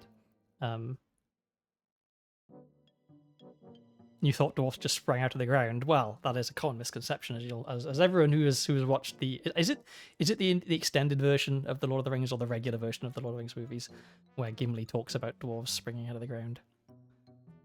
But, no, I like the idea of there not really being very much sexual dimorphism in dwarfs, so that the women just look like the men with the beards and everything. Oh yeah, let's ask about the mysterious murders. Any word on these murders? Nothing yet, but our top investigators are working on the case 24 hours a day. Nobby? Yeah? Are you one of those crack investigators? Yeah? Why? Never mind. Just a thought. Okay, and we can ask about Mundy and the Volca. Do you know anything about a man named Mundy? Never heard of him. Have you learnt anything about the Milka? Yeah, not as such, no. You go to great lengths to conceal how little work you do, don't you? Hey! I think that's everything. Oh no, I didn't. Carlotta. What do you know about a woman named Carlotta? Never heard of him. Okay. You'll be having your Lord of the Rings marathon soon. It's marathon is the right word. I've done that I think twice, and it's I wouldn't say it's a slog because the movies are fun to watch, but like it's a long time of watching the Lord of the Rings when you watch all three extended versions back to back. The incredible monomorphic dwarf, yeah. There's I think there's a lot of like one of the things that I really like about the Discworld books is when they start off, like the first few books are very, very clearly and very like openly parodies of the fantasy genre. Like there's a lot of references to specific other fantasy books like Conan the Barbarian and you know that sort of genre of things. But then as the books go on and they come more into their own as like the Discworld as its own world rather than as a parody of some other world. There's a lot of interesting takes on some of the standard tropes. So like you've got dwarves, right? And the dwarves are short, bearded, with axes, and they like mining and digging gold and drinking beer and fighting and stuff. But also then you get this really interesting dwarven politics stuff about what does it really mean to be a dwarf? Does it mean that you have to live underground? Does it mean that you have to hate trolls and always be trying to kill the trolls? Because the trolls in Discworld are not just big, thick monsters that lumber around the place. They're they have a complex civilization, and the reason that they seem slow and stupid is because their brains, which are trolls are like kind of made of rocks, right? They're rock based. The reason that they seem stupid is because their brains are designed to work at very low temperatures because of the semiconductors in them that make up their neurons. And so if you cool a troll down, they get really clever. It's only when they come down from the mountains and start trying to live in the cities on the plains where it's a lot warmer that they get all kind of slow and thick.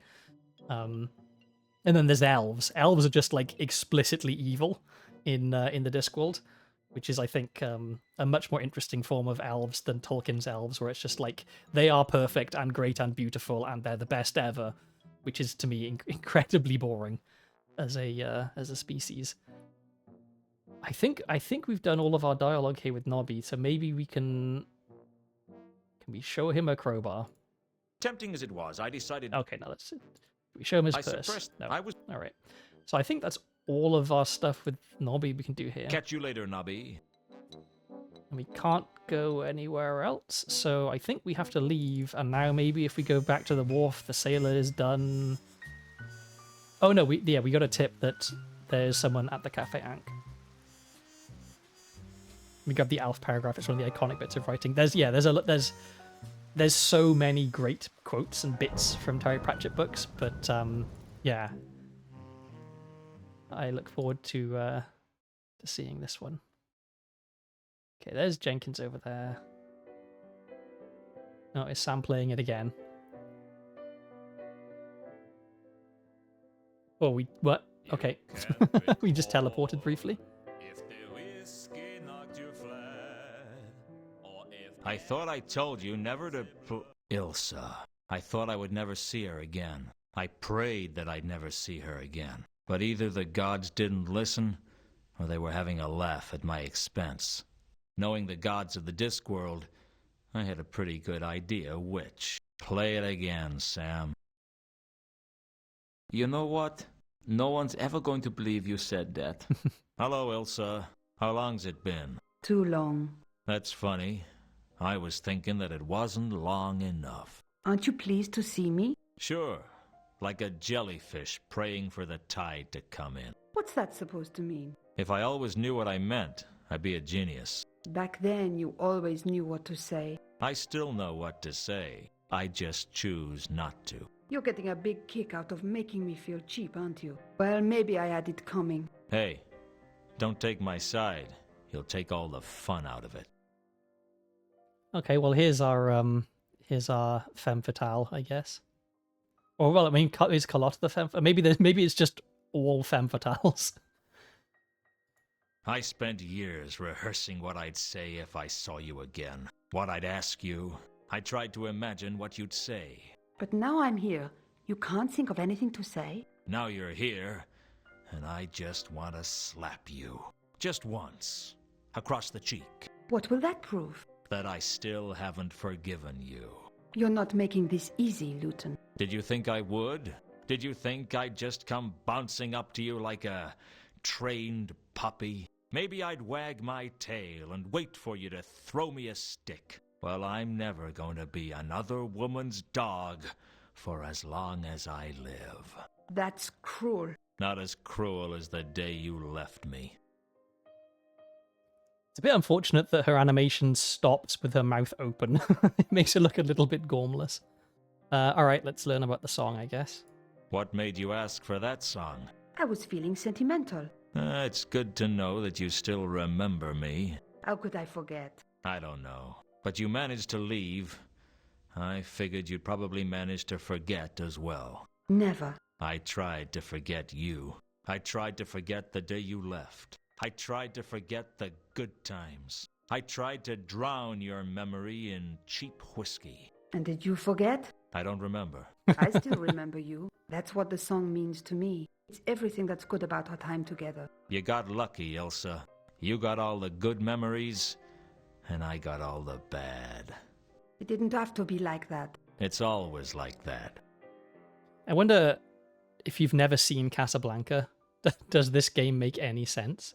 Because I've seen Casablanca. I really like Casablanca. I think it's a great movie. But this is directly from Casablanca, right? I suppose you have some explanation for what you did. Some pat excuse that'll make everything all right. There's no excuse for what I did. At least we agree on one thing. Why do you hate me so much? Because I had everything when I had you. And when you left, you took everything with you. It's easy to hate someone who took it all away from you. It hurts to hear you talk like this. Good. Okay. Well, let's start asking about stuff. What do you know about a woman named Carlotta? I've not met them. Sorry. So, you came in on the Milka, did you? Yes. Alone? No. I came with a companion. It figures. What? Women like you are never alone. I've been alone. You know nothing about loneliness. You know nothing about what it's like to not know why you've been abandoned. You don't know what it's like to watch your career slip away because the one thing you care about has been taken from you. Luton, get therapy, You don't know please. what it's like to spend years going into restaurants and asking for a table for one. You don't eat in restaurants. Okay, but if I did, that's what I'd ask for. Why did you ask about the Milka? You came aboard in Ecclepon, right?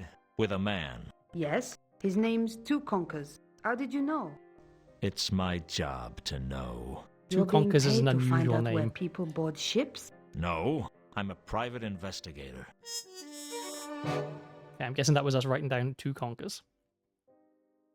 Oh, okay. And once we've... Okay, that's good. That means that we don't have to worry about asking more people about this. Let's ask about Two Conkers, I guess. Ilsa had told me she was traveling with a man named Two Oh, there's nothing more Conkers. we can ask For there, I now. guess. Okay. Has there been a dwarf around asking questions? I'm sorry, Luton. I don't know anything about that. What do you know about a dwarf named Alkali? I've not met them. Sorry. Okay. Let's ask about Mundy, since that's the whole case. Have you met a man named Mundy? Yes, there was a man named Mundy on the ship we came in on. He kept himself to himself mostly. What can you tell me about him? He seemed nervous. Anything else? I remember him going down to the cargo hold at one point. He looked really shifty, as if he was hiding something. Is that it? That's all I can think of. Ilsa had told me she was traveling for now. Oh, okay. I guess that is the same thing as Milka. And then we can ask about the murders, and then I think Tell we're me probably one done. thing, Ilsa. Are you involved in these murders? What? The murders. They started when you arrived in town. I can't believe that you would think such a thing. That's terrible. Not I mean, hearing I know no. I've done some bad things, but I've never killed anyone in all my life. Just checking. Also, she wouldn't say yes, right? Like, I feel like that's... You don't have to be a master criminal to understand that if you do a murder and someone says, "Did you do a murder?" you don't admit to it. Yep, I think that's all of our Don't go interactions. far. I might want to shout at you again. I'm sorry, Luton. Not sorry enough. Okay, now can we talk to Sam, maybe?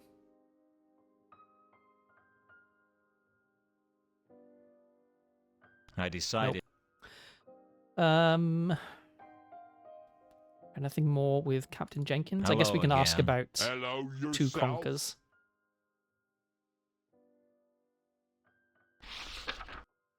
This is new. Do the names Ilsa and Two Conkers mean anything to you? How many names is that? Two. Apparently not. They were on your ship. Ah, I see. Ask me that question again. Do the names Ilsa and Two Conkers mean anything to you? Yes, they were on my ship. You're not gonna tell me anything useful, are you? It's not looking likely, is it? Okay, and I guess I can ask him about this. What do you know about a dwarf named Alkali? There's no one I know. Yeah, okay, well... where to I'll now? see you around, Captain.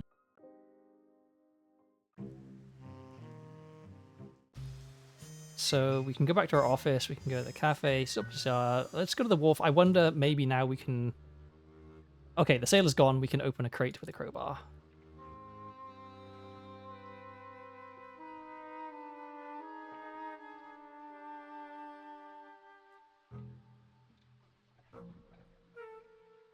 I didn't much like being jammed into a crate and loaded onto the ship. Oh, we're getting I in the could crate. think of Okay. worse fates. Like being jammed into a crate full of rats and loaded onto the ship. What's your name then, little fellow? There's a lot of water in the bottom of this ship. That is more water The than hold was dark and there dank, should be, I feel. and I couldn't shake the feeling that I wasn't alone. Like, this isn't dank. This is underwater. What do we have? We have crates, we have a label, and we have some flotsam. So, you know, flotsam is usually referred to in the you know, in the same context as jetsam. And I remember as a kid asking, like, what is flotsam and jetsam? And being told, and I like, this is one of those, it's a fact that I was told, and I never ever checked to see if it was correct. I just took it on trust that the person who told me knew. That flotsam is things like, you know, tree branches and just like general stuff that happens to end up in the sea, whereas jetsam is things specifically thrown off a boat, things that have been jettisoned. And so that's why we have like different words for those two different things. Oh, okay, we're standing on the crates, but not in the water. I pulled the label out of the wreckage. It had writing on it that I couldn't understand. Okay, that was dramatic. The bilge water was littered with flotsam that looked like the remains of a smashed crate. The hold was full of crates for the outgoing voyage. They were of little interest to me. Okay, well, can I get across here? I can. Ooh, a lair. That sounds ominous. It looked lived in. The question was, by what? There was nothing of value in the debris. Okay, well, we know that there's a lair, I guess. Get to watch him leap across this gap. Nope, he just walks, okay.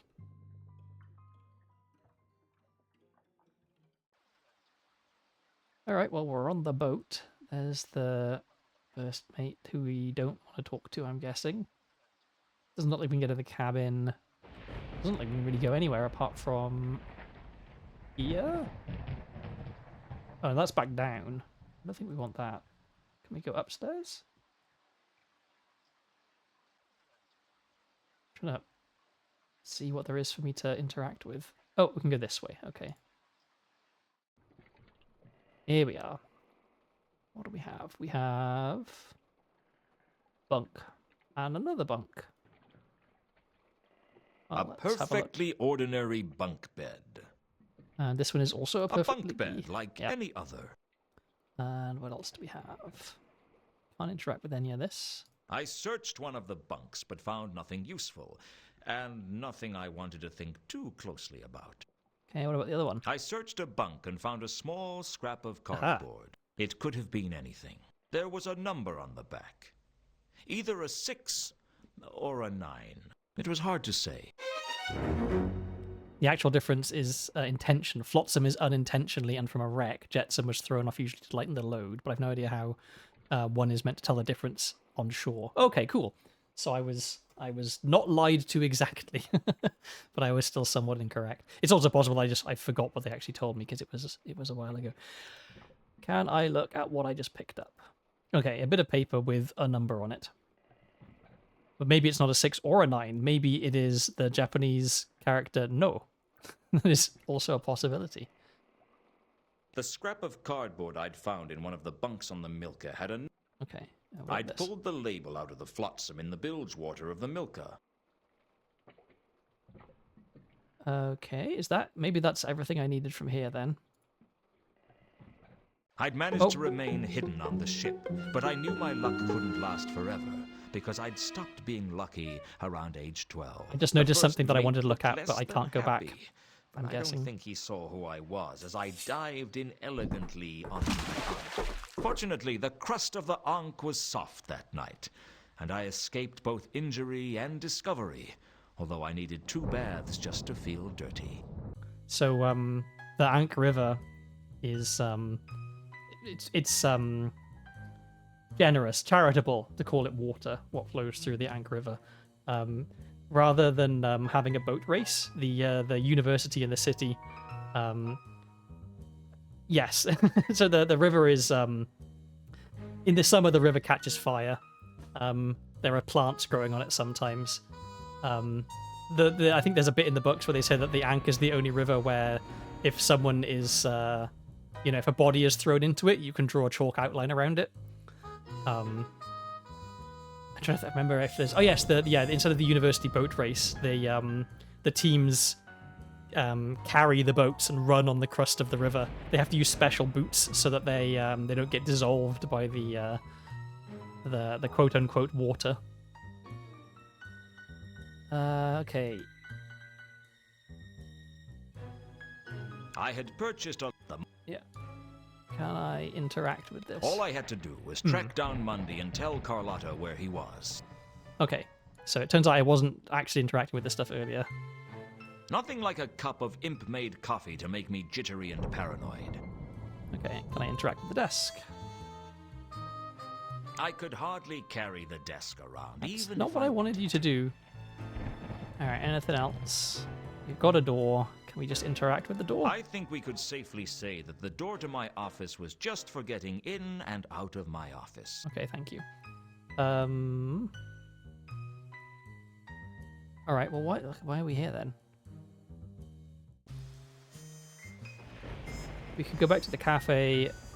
I don't think we want to go back to the wharf. Although, I don't know, maybe we ask Ilsa about what we found on the boat. Maybe that's what we do.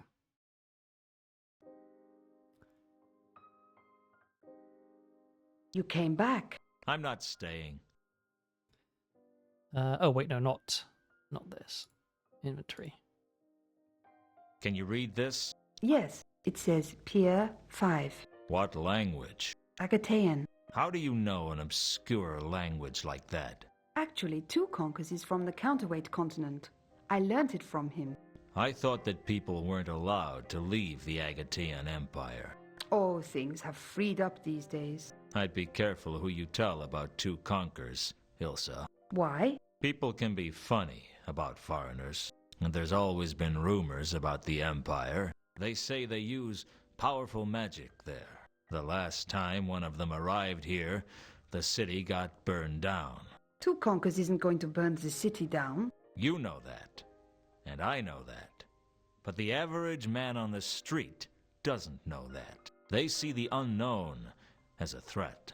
Why? Two Conquers is harmless. No one's that stupid. Let me let you in on a little-known secret. You know how stupid the average person is? I think so, yes. Well, statistically, half of them are even dumber than that. Okay, new location. So yeah, the counterweight continent, the Agatean Empire. That's the kind of the China/Japan/Korea parallel on the Discworld, and the events of burning the city down. That's the first Discworld book, the very first one, The Color of Magic. The reason the city ends up getting burnt down is because the totally harmless and guileless tourist from the Agatean Empire is explaining his job as an insurance salesman to the owner of a very disreputable tavern. And the way the tavern owner seems to understand it is that it's kind of like a bet, right? That he bets that the inn won't burn down, and if it does burn down, then he gets loads of money. And so naturally, what he does is buys an insurance policy and then instantly sets fire to his tavern. And the fire gets a little bit out of hand, and they all have to leave the city. The reason it's called the counterweight continent is because the disc is a disc. It has to balance on the elephants, right? Like if all the land masses were over on one side, that side of the disc would be too heavy and it would tip over. And so there is another continent that's kind of on the opposite side of the disc to most of the large land masses, which is referred to as the counterweight continent, or the Agatean Empire, which is very heavy. In fact, it's much heavier than you would expect it to be, because, well, mostly actually because of deposits of a sort of a magical iron in the crust, but also because it has huge amounts of gold. The gold is so plentiful that they use it for like lining their gutters and stuff, and on rooftops. It's like how we would use lead, because it's soft and pliable and stuff. And so the arrival of a tourist from there in the city very nearly causes total economic collapse, because he arrives with like billions of dollars worth of gold, which to him is not really worth very much because he's from a place where gold is extremely common. So yeah, tourists from the Agatean Empire can be a destabilizing influence on the local area. All right, let's ask about this as well. I found this on the Milka. Does it mean anything to you? A piece of cardboard with a number on it? I think it might have something to do with Monday. If you've constructed murder and a giant conspiracy out of that, I'm going to be very impressed. Not yet, but I'm working on it. Bog standard gold flashing. Exactly. You just the normal thing. Like you just get a huge lump of gold and use it to keep your roof tiles on. I guess that's everything for that. Do we have anything new in the notebook? Nothing here.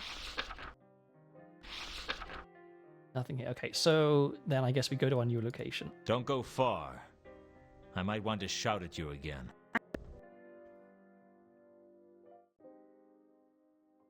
Do I want to talk to Jenkins? I don't think I've got anything new that would be useful for Jenkins. So no, let's go here. Go here, and we have a new location. Okay, Pier 5. Nothing else here. Yeah, all right. So I noticed, just as I was getting, like, forcefully ejected from the cabin on the boat, that there seemed to be some scratches on the wood by one of the bunks, and Luton was standing in front of them, so I didn't click on them until he moved as he was leaving. I think maybe I might have missed a clue there, but I also know that this game is pretty good about if you miss a clue, and then, like, it's in an area you can't go back to, that the game will kind of give you the clue again later in some way that you can't miss. So it doesn't let you get soft blocked or too badly goozled. All right, we've got a watchman. That's a very large watchman. And crates, and we can leave that way, and we can leave that way. Okay, well, who is this? The watchman had a look of mad dedication about him. It was the kind of look that could only be achieved by someone whose job was so mind-numbingly tedious that their only pleasure came from being blisteringly unhelpful to everyone who came along. Okay. Oh, actually, I wonder. Okay, maybe this isn't a watchman as in a member of the watch, but this is just someone who is on watch for the pier. I guess we can talk to him and find out. I take it you're the watchman for this warehouse. Yeah. Okay. So yeah, he's not employed by the City Watch. Wow, you're sharp. People never work that out. Oh, this voice I mean, actor is there are so many reasons Nigel that Planer, I might want to be who's out another here famous British on comedian. a pier in the middle of nowhere, but you went straight to the fact that I'm a watchman. Well done. That's a real talent you've got there. It usually takes me much longer to take a dislike for someone. Okay. Let me guess. Conversation first. Not only are you the watchman for this warehouse, but you are so bored that anyone who comes along is a target for abuse. You're good. I'll give you that. Sharp as a pancake. What brings you here? Research. I'm on an investigation. You with the watch? No, I work alone. So you're a criminal. This is Ankh-Morpork. We're all guilty of something. I'm not. Pure as the driven snow. Oh, yeah? Well, you've just directly violated the patrician's laws about groundless metaphor. What? Well, can you prove to me that you're as pure as snow? Ah, but that wasn't a metaphor. That was a simile. Because, of course, the patrician is going to be swayed by a pedantic defense like that. I guess you have a point. So, yeah, the patrician does have some maybe slightly idiosyncratic rules. So he's not a fan of poetic language, and so there's a few kind of things like that where people are being called upon to prove the kind of accuracy of various metaphorical statements that they make. Another thing is that he has all of the mimes thrown in the scorpion pit. But as people say, there's bad things about him too. Because I don't know if this is like a personal vendetta Terry Pratchett has, but mimes do not get a good showing in the books. They are often the butt of jokes. Okay, we can ask this guy a lot of things. When I gave Mundy's description to the watchman, he became animated. Well, not that animated, but more animated than he had been. That's the one. He tried to break into the warehouse the other night. You're sure? Or maybe I just like stringing you along for fun. What happened? I scared him off. I'd like to know where he is now, though. It doesn't look good to have people get away with breaking into a place like this. Bad for our reputation. Oh, I'm sure. Because everyone respects you, and this would just put a total stop to all those dinner party invitations. Oi. Watch it. Don't antagonize the witness. Heard of the Milka? Sure. put it in my coffee, It's a ship. Yeah, I know.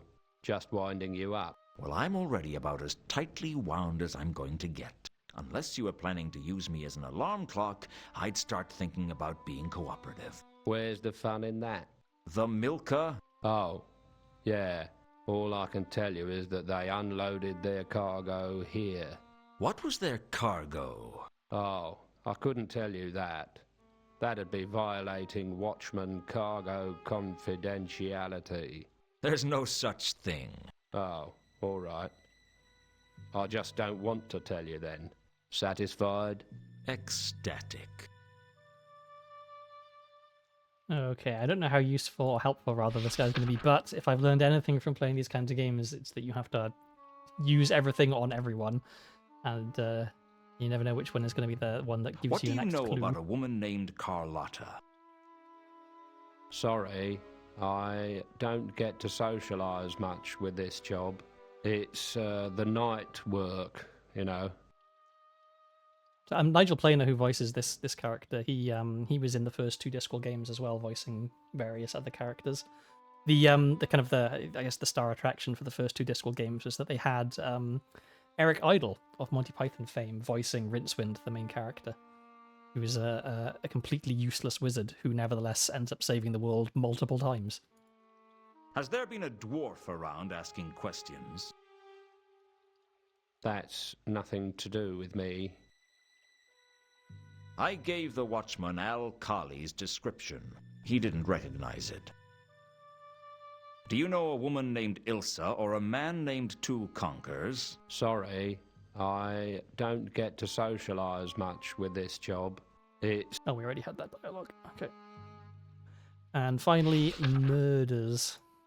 Do you know anything about the recent murders in Ankh-Morpork? That's nothing to do with me. Okay, and so now we're on to showing him things. Have you seen any labels like this before? Oh, sure. Where? On crates. I have this inescapable feeling that I could try and get some useful information out of you about this, but that it wouldn't be worth the time and effort I'd have to spend on the way. I'd go with that feeling if I were you. I feel like the game is trying to tell me something, maybe. Does this mean anything to you? That's nothing to do with me. Okay, the crowbar seems to be just if I try to show it to someone, he interprets that as that I want to beat them to death, which is not the case. I have a feeling I'll see you later. I can't wait. Okay, so we can try the doors, but he'll stop us. We can look at the crates, but he'll probably have a go at us. Well, I guess I can look at I things. couldn't tell what the crates contained, and frankly, I didn't much care. The doors led into the warehouse itself, but the watchman wasn't about to let me in. Okay, so around the side we go. What do we have here? Well, there's the river. That. Oh, okay, and there's a skylight which we know it exists, I guess, but we can't really do anything with it. What happens if I try and look at it?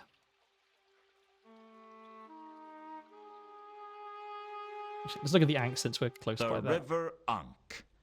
Probably the only river in the Yeah, universe. look, on what which did you I could say? I know chalk my the Discworld outline references. of a corpse. I appreciate the dry sense of humor for these older point-and-click games. I think the general humor of Discworld lends itself quite well to this sort of game. There's a lot of sort of witty one-liners and clever word jokes and stuff in the Discworld books, which work quite well for this sort of thing. But what if I try and interact? I'd already had to dive onto the Ankh once. I wasn't about to do it again. Okay. And if we look at the skylight, what do we get for that? Like, can I... Actually, maybe it's worth trying to, like, go The up there. skylight sat on the roof, an inviting alternative entrance. Okay. Is there a drain pipe for me to climb up or something? I wasn't the disc's greatest climber, and the warehouse wasn't the easiest building to scale. I was going to need some help. Okay. So maybe we need to go somewhere else first then. because I can't interact with any of this stuff, so it's not like I can open a crate and find a grappling hook or something. So, okay. Leave here. We could go talk to Nobby again, I guess.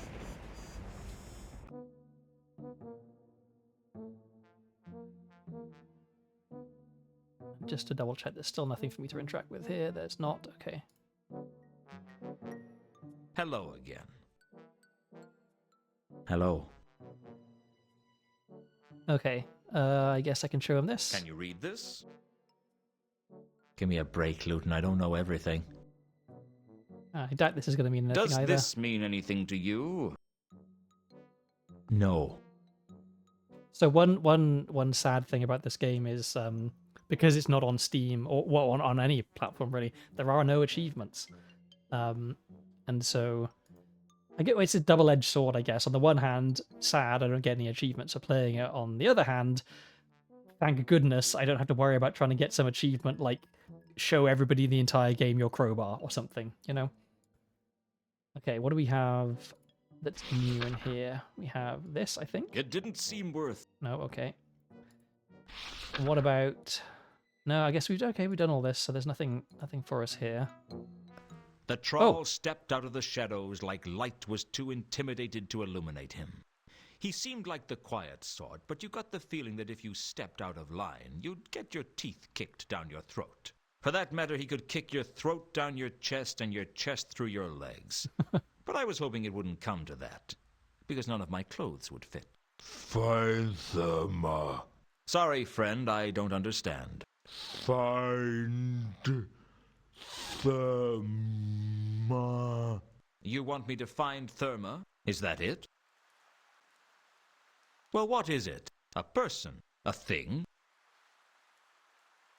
Look, if we're going to carry out a conversation, it'd help for you to talk. Find Therma. Okay, find Therma. What's your name, friend? There was something about a troll that big that made you want to call him friend. Malachite. Find Therma. You've got to find her. I wasn't about to argue with a troll that could twist my head off and use it as a cocktail onion. Okay, friend. I guess we've got what a can new you tell case. me about her? Any suggestions of where I should start looking? Used to sing at the Octarine Ballad. Find Therma. All right, a new location, I guess. Find Therma. How can I contact you? Find Therma. That was all he said. I guess he wasn't very bright. But then there's things under damp logs that are brighter than most trolls. On the third hand, the likelihood of Vivi playing it vastly decreased. That is true. That is a downside. I'm enjoying this game already. I haven't been playing it that long, but I'm enjoying it. I remember enjoying it a lot when I first played it. I don't know. I guess I can't judge how much someone who was not familiar with the Discworld would enjoy this game. Like, I don't know how well it stands as on its own as a point-and-click adventure game. Because obviously for me, it's exciting. I get to see all these places that I'm familiar with and interact with all these characters that I know, and I know how the world works. So I'm not going to be surprised by certain things. And other things are going to maybe be more obvious solutions for me, because I know how everything kind of fits together here.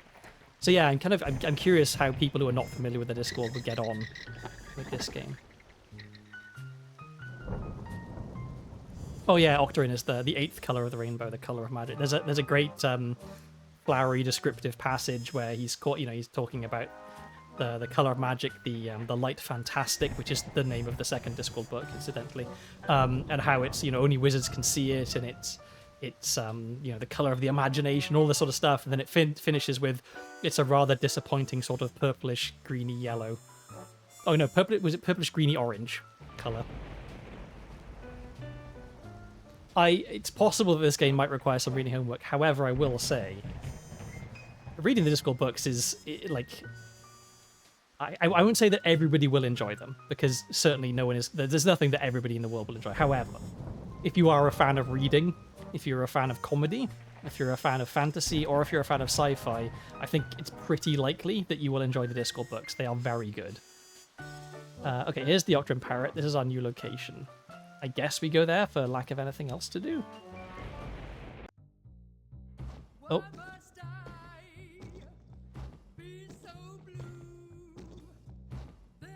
Alright, she's got a surprisingly soft voice for a troll.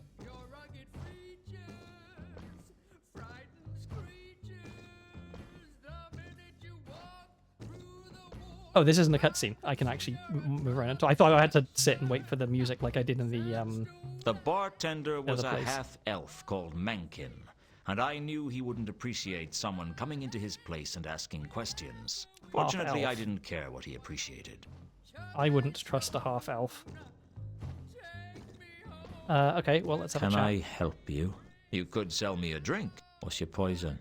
I'd prefer whiskey straight with a whiskey chaser. You didn't come here to drink, did you?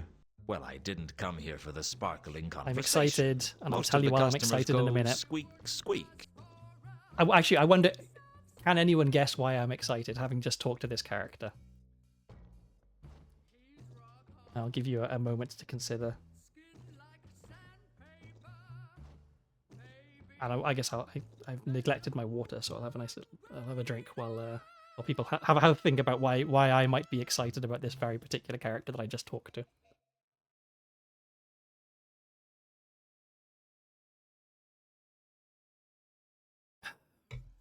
Okay, the reason I'm excited is because this character has a Welsh accent and is being voiced by a Welsh person. This is Rob Brydon doing his actual voice, which is such a rarity for there to be Welsh accents done by a Welsh person in video games, especially like older video games. So yes, I get very excited when I hear a Welsh accent generally, but often it's like a Welsh person who's not like they're not like hiding their Welsh accent exactly, but they're not like kind of leaning into it being the accent that they're doing. Whereas, yeah, here we are. We have lovely Welsh accent from lovely Welsh man Rob Brydon. This seems like a nice place. No, it doesn't. It seems like what it is. A wretched hive of scum and villainy. It's tough to get to the top in that field. You could have that on a sign outside. Come to the Octrim Parrot, the most wretched hive of scum and villainy this side of the Ankh. Are you being funny? Apparently not. You look a little nervous. I can't shake the feeling that sooner or later someone is going to get their arm cut off. I wonder if that's foreshadowing to this guy getting his arm cut off. Mr. Leisure Center?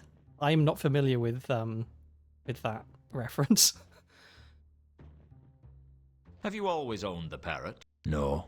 It used to be a troll bar. I took over the place after the riots. Did you keep any of the staff? Sure, I kept anyone who wanted to stay, and wasn't too badly injured by the riots. But there's something about a group of rioting trolls that makes people reluctant to walk back into a place. Or indeed unable? Did you keep any singers on the staff? Only Sapphire. Oh, I see that Leisure Center joke. Okay, yes, that is a classic. It's not often I see a half-elf bartender. Be honest, it's not often you see a half-elf. Okay, you got me. What's the deal? I don't like to talk about it. I thought elves were supposed to be irrepressibly likable, so that they can get away with whatever acts of cruelty they want. Like cats. Well, I'm not an elf, alright? That's the problem, isn't it? Everyone can see that you've got elf blood in you, but you've got none of the advantages. All you get is people's prejudice. I don't like your manner. I'm not selling it. Alright, I guess so. Sapphire, pardon me, Sapphire is the troll singer. Tell me about Sapphire. Why don't you just talk to her yourself? Just don't bother her while she's working, alright? Okay. Oh, okay, this is we do actually have a second case on the book. So, okay, this is interesting. So we're here to investigate this case, but I guess there's nothing stopping us asking about the other case as well, because it could be that they are somehow linked. That seems to be the sort of thing that they would do in a game like this, right? That you wouldn't just have completely unconnected stories. Do you know of a troll who goes by the name of Malachite? Tall, terse, and dense, in both senses of the word. Might have been one of the customers from when this used to be a troll bar, but I wouldn't know him if he was. One interesting thing about Discworld trolls is because they are like literally made of rock. there's all sorts of different rocks that they can be made of, and so depending on like where they're from and things like that, you can get different kinds of troll. And so there's one particularly sort of unfortunate troll in one of the later books whose name is Brick, he's basically like he's made of brickwork, because he's a city troll. He's born in the city, and so his sort of natural biological, or I guess biological is the wrong word. Is it like whatever the rock equivalent of biological like resonance picked up the local stones, and so yeah, he's a brick troll.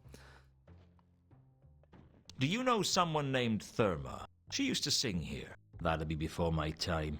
Sapphire might know.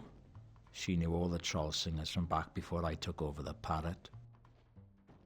Okay. Let's ask about murders. Do you know anything about the recent murders? Only what you're about to tell me. You're not very helpful, are you? Just because I don't want to help you doesn't mean I'm not helpful generically. Say, I do like your hard-boiled dialogue. How long do you boil it? About 12 minutes from when the water begins to bubble. Oh, okay, so this is... Oh, contacts and sus. Okay, so this is a different case. This is all of my contacts and suspects, so this is a good place to start, I guess, for talking What to do you people. know about a woman named Carlotta? I know a lot of people. That doesn't mean I want to talk about them with you. Has there been a dwarf around asking questions? Nope. What do you know about a dwarf named Alkali? I know a lot of people. That doesn't mean I... Okay. Is this the Do same you know answer? a woman named Ilsa or a man named Two Conkers? I know a lot... Yeah, okay. Anything else? I guess we can talk about Mundy. I gave Mencken Mundy's description and asked if he'd seen him. He told me that he hadn't. Maybe I could trust him. A half-elf doesn't need to make any more enemies. Alright. Anything in here worth showing him? I don't think so. Well, I guess this. Does but this not. mean anything to you? A tiny piece of cardboard? It means you got far too much time on your hands. Okay, well, that was profitable. We're not supposed to talk to her while she's working. Oh, but we have a notice board we can look at. I couldn't imagine who would pay attention to the notices in a seedy dive like the Parrot, but I guess they were of interest to someone. Come and see the greatest historical tragedy ever told, Antilogy and Cleffatara, Hwell's masterpiece as 'twas meant to be performed by actors. So Hwell is a dwarven playwright who shows up in the book Weird Sisters, which is the 5th Discworld book, and he's kind of like a William Shakespeare analog, I guess, in that a lot of the plays that he writes have some similarities to Shakespeare's plays, but he's a dwarf, and so inevitably, there's going to be like some gold or something put in there, some mining maybe. I didn't look at the stage. I didn't look at Sapphire. We can do that. See what we get. The stage, where performers go up in front of a drunken crowd and sell their dignity to earn enough money to barely live on. It made me think that all the discs a stage and all the people players. Unfortunately, I felt like I'd been cast as an extra in my own life story. The Troll Singer was something else. I didn't know what, but she was something. Can I talk to her? Probably Can we not. talk? Certainly look that way. Move mouth, waggle tongue. Yeah, it all working. My name's Luton. Sapphire. I could already tell that Sapphire was a troll who could look after herself. I knew I'd have to watch my step around her. It was quite a long way round her, too, and not the pretty way. Okay, so I guess we can just talk to her. You been a singer here long? Long enough. Long enough for what? Long enough to want to be singing somewhere else. Tell me about yourself. I tell you about myself in 4 words. Big ideas, small results. Why did you become a singer? Aren't many jobs for a troll like me. And at least this one honest. Is honesty important to you? As much as anything else. I'm guessing nothing much matters to you right now, Sapphire. You catch on quick, Luton. One fun thing about trolls in the Discworld that I quite like is that they have a reversed concept of the flow of time. So they think of the past as being in front of them and the future being behind them, because you can see the past, right? Whereas the future is always a surprise. So of course it makes sense that you go backwards, I guess, compared to how we would think of it. Also, from a troll's point of view, because they're nocturnal, dawn is the end of when you're awake and stuff, and so for them, the dawn of time is the end of time, whereas the dusk of time would be the beginning. What do you know about the barman? Mankin? Not much. Know that him a bigger loser than me.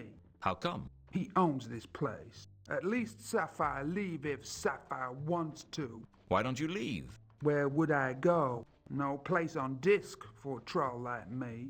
Spend our whole lives waiting for break. Just one chance to come our way that can seize in both hands tightly. But it never come.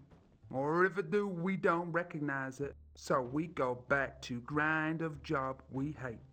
And just keep on ticking each day, one step closer to end. Do you do children's parties? There's actually a number of languages for that. I didn't know that. That's interesting. I wonder if they have the same like philosophical framing of it, or if it's just the wording. Let's ask, because she probably knows something about these two. I don't suppose you'd know a big troll called Malachite. Sure, he troll a few words, 'cause he don't know that many. Do you know where I could find him? Sapphire not seen him in years, but you try Rodin's workshop. He used to hang out there. Okay, another location. Have you heard of a troll singer named Therma? She used to work here. Huh, a troll singer named Therma. What's so funny? Huh, nothing. Sure, Sapphire know her. Know where I could find her? Try Morgue. She dead. Her house on Tallow Street collapsed while back now.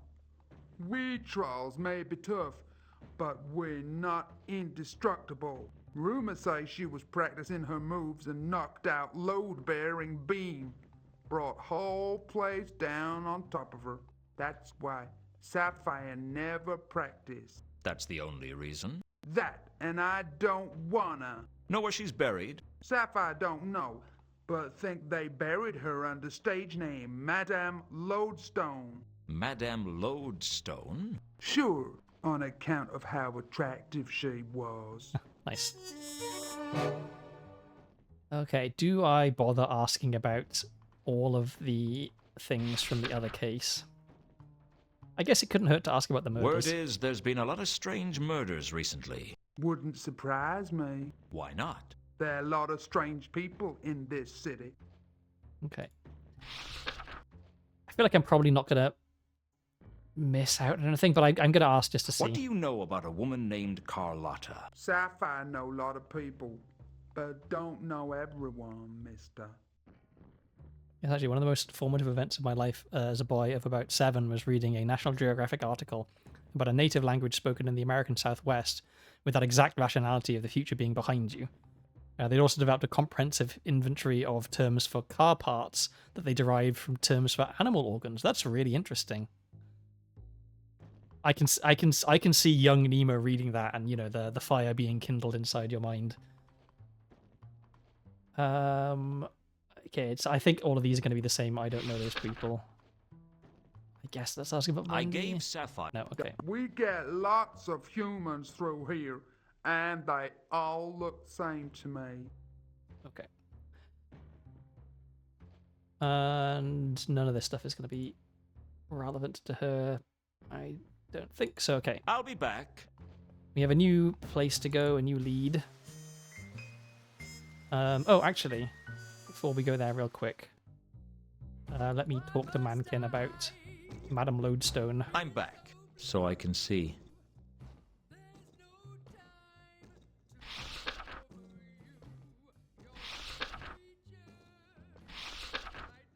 Heard of a troll singer named Madame Lodestone? Sooner or later, you're gonna get tired of me telling you to talk to Sapphire. Okay, well, I wanted to check.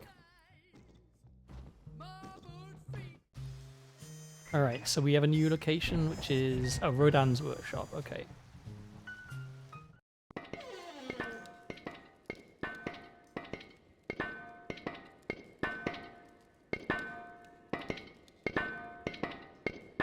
Wow, this looks elaborate. What do we have to interact with here? Okay, we can go over there. Is that malachite in the back?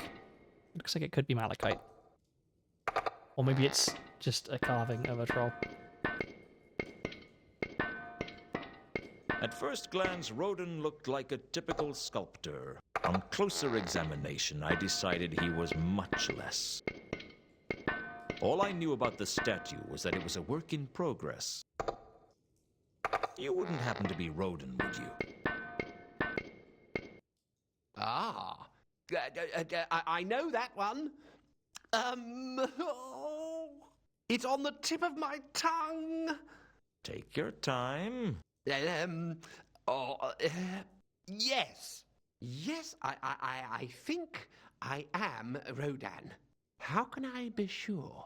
Beats me. I had a note from my mother the day they did philosophy at school. You must conceive form in depth. Why? Do you know, I don't remember. It figures. What do you make of this? I stared at the statue he was working on. Face to face with art, we shuffle our feet and apologize. We say, I don't know much about art, but I know what I like. Well, most people do. I can't even say I know what I like. But that's not the point. The point is that if knowing what you like is good enough for shoes and drinks and women, what's wrong with applying the same rule to art? I guess people don't like to look stupid. Personally, I think art's for guys who couldn't do basic maths. That's a little harsh. Like it? Well, I don't know much about art. Sometimes I could be such a coward. Okay. So you're a sculptor, then?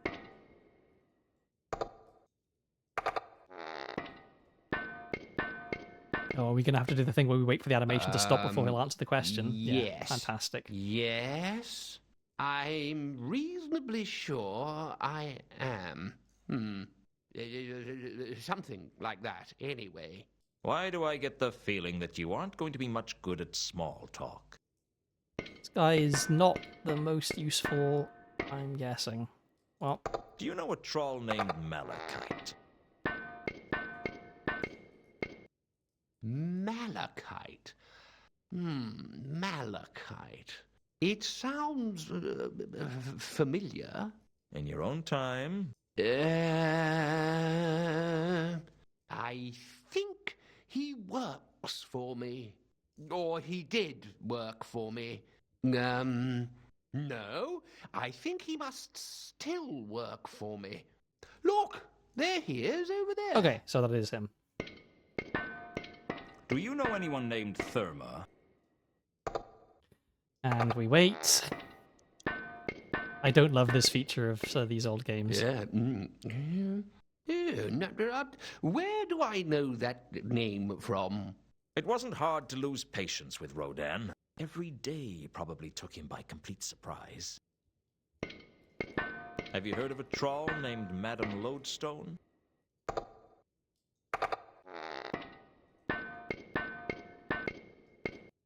Madame Lodestone, the fount of all relief. Relief, relief to be observed and not outlined. Relief tours determination. That's the main thing. To hope, tremble, to be drunk. It's a man's life in the imperial artists. You're not making any sense. Sorry. Okay, so I wasn't supposed to understand what he just said. Good. Let's ask about You murders, I wouldn't guess. happen to know anything about the recent murders, would you?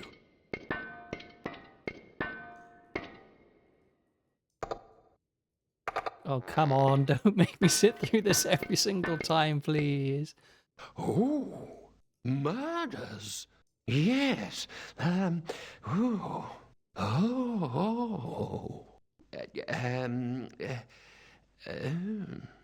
Murders. When people are killed. No. Don't know anything about that. Sorry. I'm going to stop talking to this guy because I'm going to lose my temper otherwise. I didn't have any reason to steal Rodin's statue. Okay, well, let's tell Malachite that his girlfriend, wife, I guess, is dead. Malachite was the biggest troll I'd ever seen. Actually, Malachite was the biggest living thing I'd ever seen, and possibly the dumbest, too. Just noticed there's a grappling hook there, which is what we need. You're a tough troll to find, Malachite. You could say something. Okay, so I'll do the talking. So how you been keeping, Malachite? Okay, I guess you don't want to talk about that. This where you're staying at the moment? I guess you're not going to talk about that either. He's a troll of few words. Heard any good jokes recently? How many trolls does it take to change a lamp wick? Want me to give you a clue? Okay, well, I feel like it's a little bit inappropriate to be making jokes and then to follow that with, sorry, she's dead. I hate to be the bearer of bad news, but I think Therma might be dead. Her house collapsed. She's been gone a while. Are you going to say something? Need to see the body. The body? Find Therma. Need to see body. Okay, the body. No problem. Sheesh. It'd be really useful if you could tell me something about Therma that I could use to find her. Therma. Find Therma. Yes, I know that part, but I need some leads if I'm going to find her. Find Therma. Malachite wasn't being very helpful, but he was tall and threatening, so I guess everyone has something going for them. Okay. Probably not worth asking Malachite about any other stuff, I'm assuming. So... yeah, let's just, can I just grab this? For some reason, there was a grappling iron on the floor near Malachite. I couldn't have been more interested in it, even if it had plot device written across it in large letters. I don't know why I thought stealing the grapple would be easier than talking to Malachite. It wasn't. Oh, well, okay, maybe we do need to talk to Malachite then. Or maybe we need to leave and find Therma's body. Let's try leaving. And I guess, yeah, we can ask Nobby. Maybe he knows. Hello again. Hello. I don't remember if there are many, like, puzzles in this game, or if it's just a matter of you have to go and talk to people in the right order kind of thing. Well, let's ask about Madame Lodestone specifically, I guess. Have you ever heard of a troll by the name of Madame Lodestone? Madame Lodestone? No, there's a name I've not heard in quite a while. You know her, then? Well, no, but I've heard of her. She died in some sort of construction mishap. A mishap, Nobby. Whatever. Anyway, if memory serves, they put her body in the Salaci Mausoleum. Don't know how she ended up in such an exclusive establishment, but that's how I heard it. That doesn't sound very likely. You did ask. Okay, cool. Well, I guess that's exactly what we needed to do. I think that's all the talking with Nobby I need to do right now. So let's go to our new location, the mausoleum. The Salaci family mausoleum was one of the most beautiful buildings I'd ever seen, nestled in an upmarket part of the city of Ankh. It was unguarded because, quite frankly, no one in their right mind would do anything to offend the Salaci family, given their ties to the Assassin's Guild.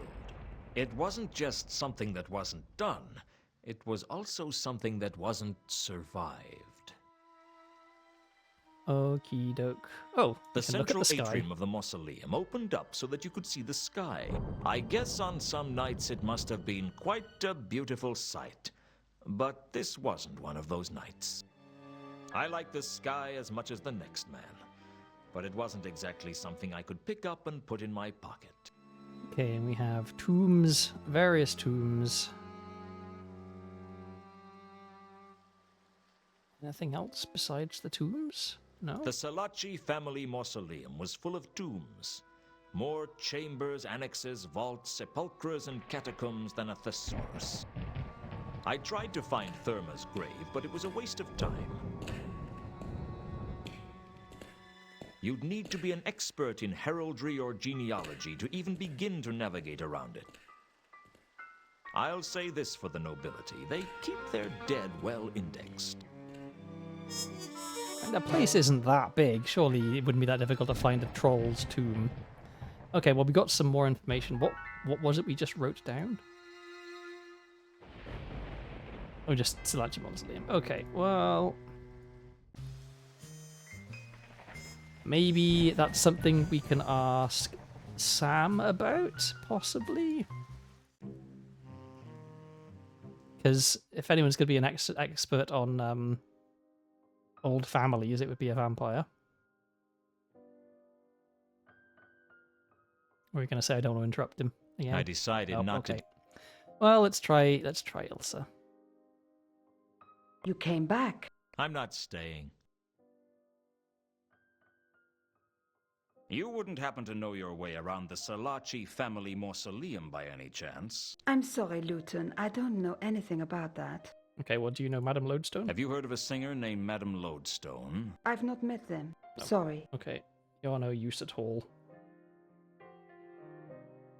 I very much doubt that Jenkins is going to be the guy to ask there. Okay, so who do we talk to about... actually, let me just go down here real quick just to make sure there's not anything... this is just the same thing that was playing before. Okay. Actually, can I interact with the golem? I don't think I tried this before. There was no use trying to talk. No, okay. Oh, that's right, of course. Golems are forbidden from speaking. They have to write things down on a slate.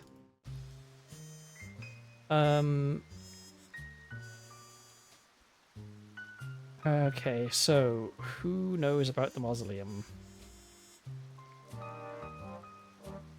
Rodan? Maybe? I guess it's worth a try. As frustrating as it is to try to talk to him.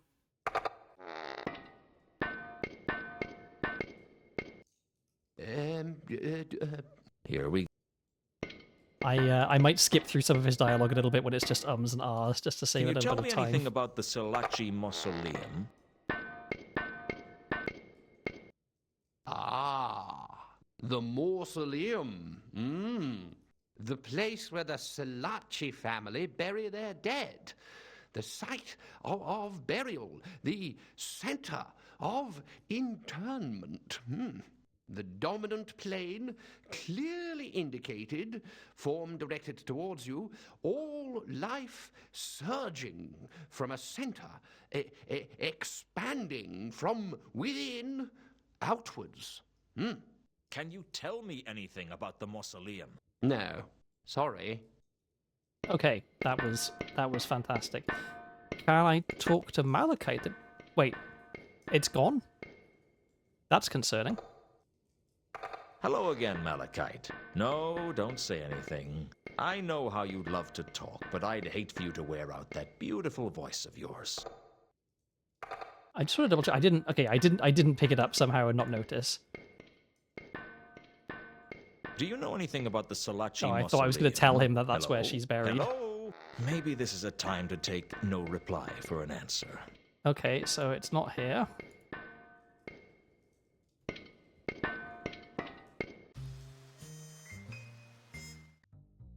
Maybe Mankin knows about it. I'm back, so I can see. At least it doesn't take long to You get wouldn't around happen to know your from way place to around place. the Salachi family mausoleum by any chance? Nope. Okay. And I tend to doubt that that Sapphire will... do I have to wait for it to stop singing before I can talk to her? I think I do. There was nothing I could do with the stage other than be glad I didn't have to perform on it. Well... anything in my office? Nope.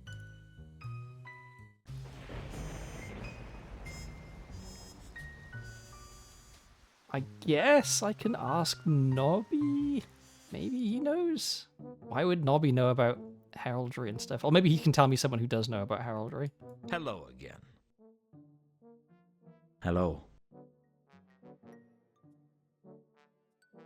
You wouldn't happen to know your way around the Salaci family mausoleum by any chance?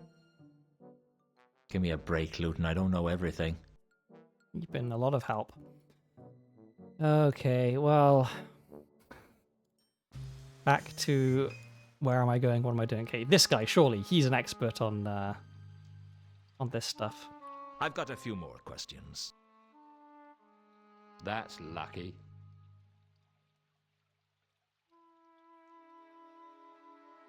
You wouldn't happen to know your way around the Salaci family mausoleum by any chance? That's nothing. Oh, okay, well... I'm pretty sure that's all of the dialogue with him. Whoops, wrong way.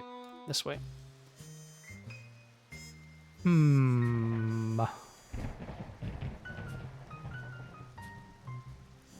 mean, let's try the wharf. I mean, I guess it couldn't Still hurt. here? Not for much longer, I hope. You wouldn't happen to know your way around the Salaci family mausoleum by any chance? Sorry, I wouldn't have... No, I didn't expect so. Okay, what am I missing? It's gonna be like there's one dialogue option with one person that I haven't done, and that's the thing that's holding me back.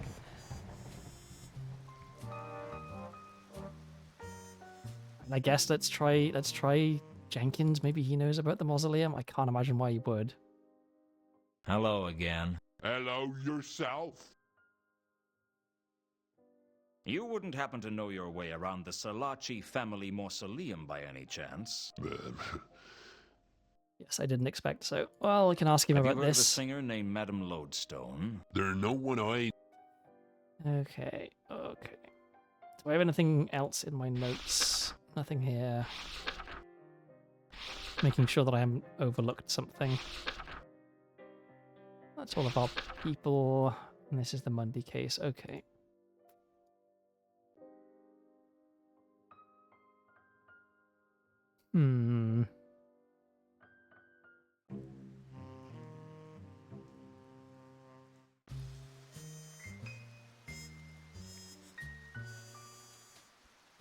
What am I missing?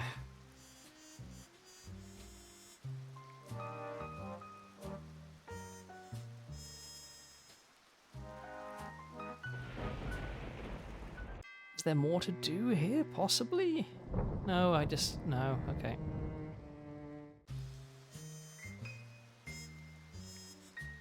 I'm a little concerned that the grappling hook disappeared from here. Maybe there is some dialogue that I'm supposed to do with Rodan, but it's so tedious talking to this guy. Like, I haven't learned anything from him so far, right? None of my dialogue has actually led to something. I don't think. Come on. Here we go.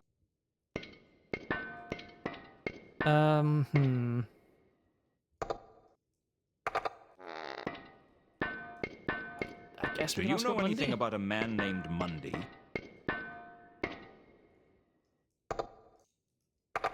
Oh, come on, please. Where do I know that name from? It wasn't hard to lose patience with Rodan. Every day probably took him by complete surprise. I feel like I already had this dialogue. Oh, okay, yeah, that wasn't an answer. Okay, how about these two? Do you know a woman named Ilsa or a man named Two Conkers?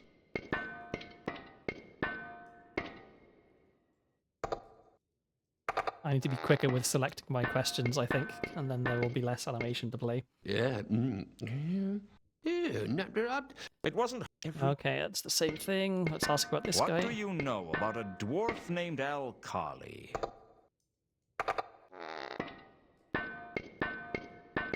Okay, it doesn't matter if I'm quick. My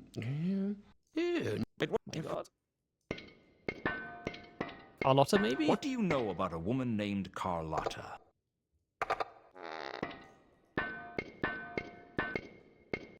Yeah. It wasn't No. every... This guy is useless. Yeah, and I already asked about the mausoleum.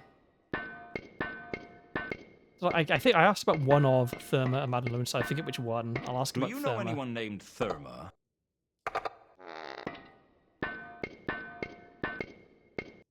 Yeah. Oh, okay. I'm guessing Have you heard Madeleine of- Stone is the same.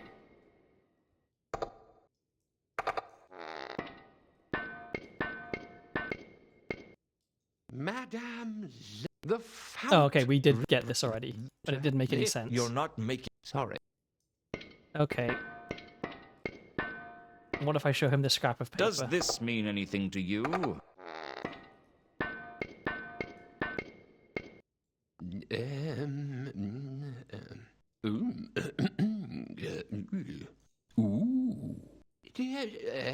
That's familiar.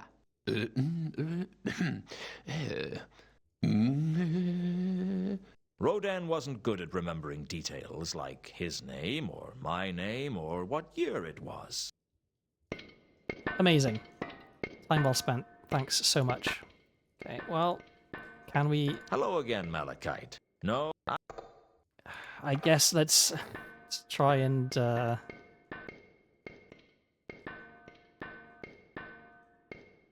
But we already did all this stuff with him though, right? there didn't seem much. He wasn't, frankly. It was looking like the only way to get... Okay, and we asked him about this, we told him about that. What am I supposed to be doing? I guess, like, can I ask him about Mundy? Maybe he knows Mundy. Do you know anything about a man named Mundy? Malachite was as talkative as a... No. Alright, what about Carlotta? What do you know about a woman named Carlotta? Malachite... Has there been a dwarf around asking questions? Malachite he wasn't what you... What do you know about a dwarf named Alkali? Malachite was as... What am I missing? What am I missing?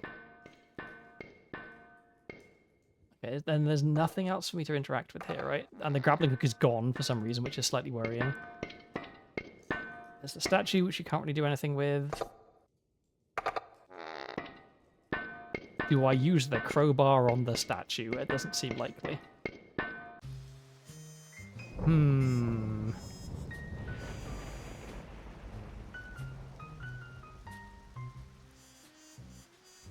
I use the crowbar on the tombs? That seems like a bad idea. I'm fully stuck. I don't know.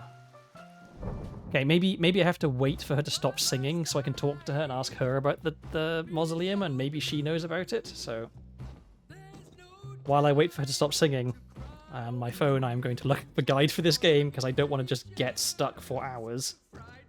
That's not a fun time for anybody.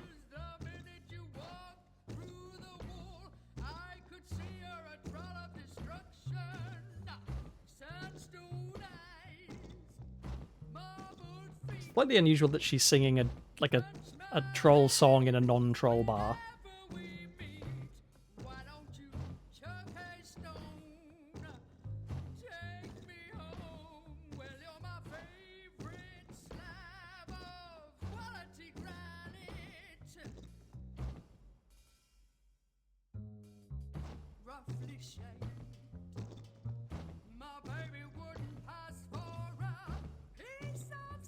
I'm currently reading a guide to see what I'm actually supposed to do next. Oh.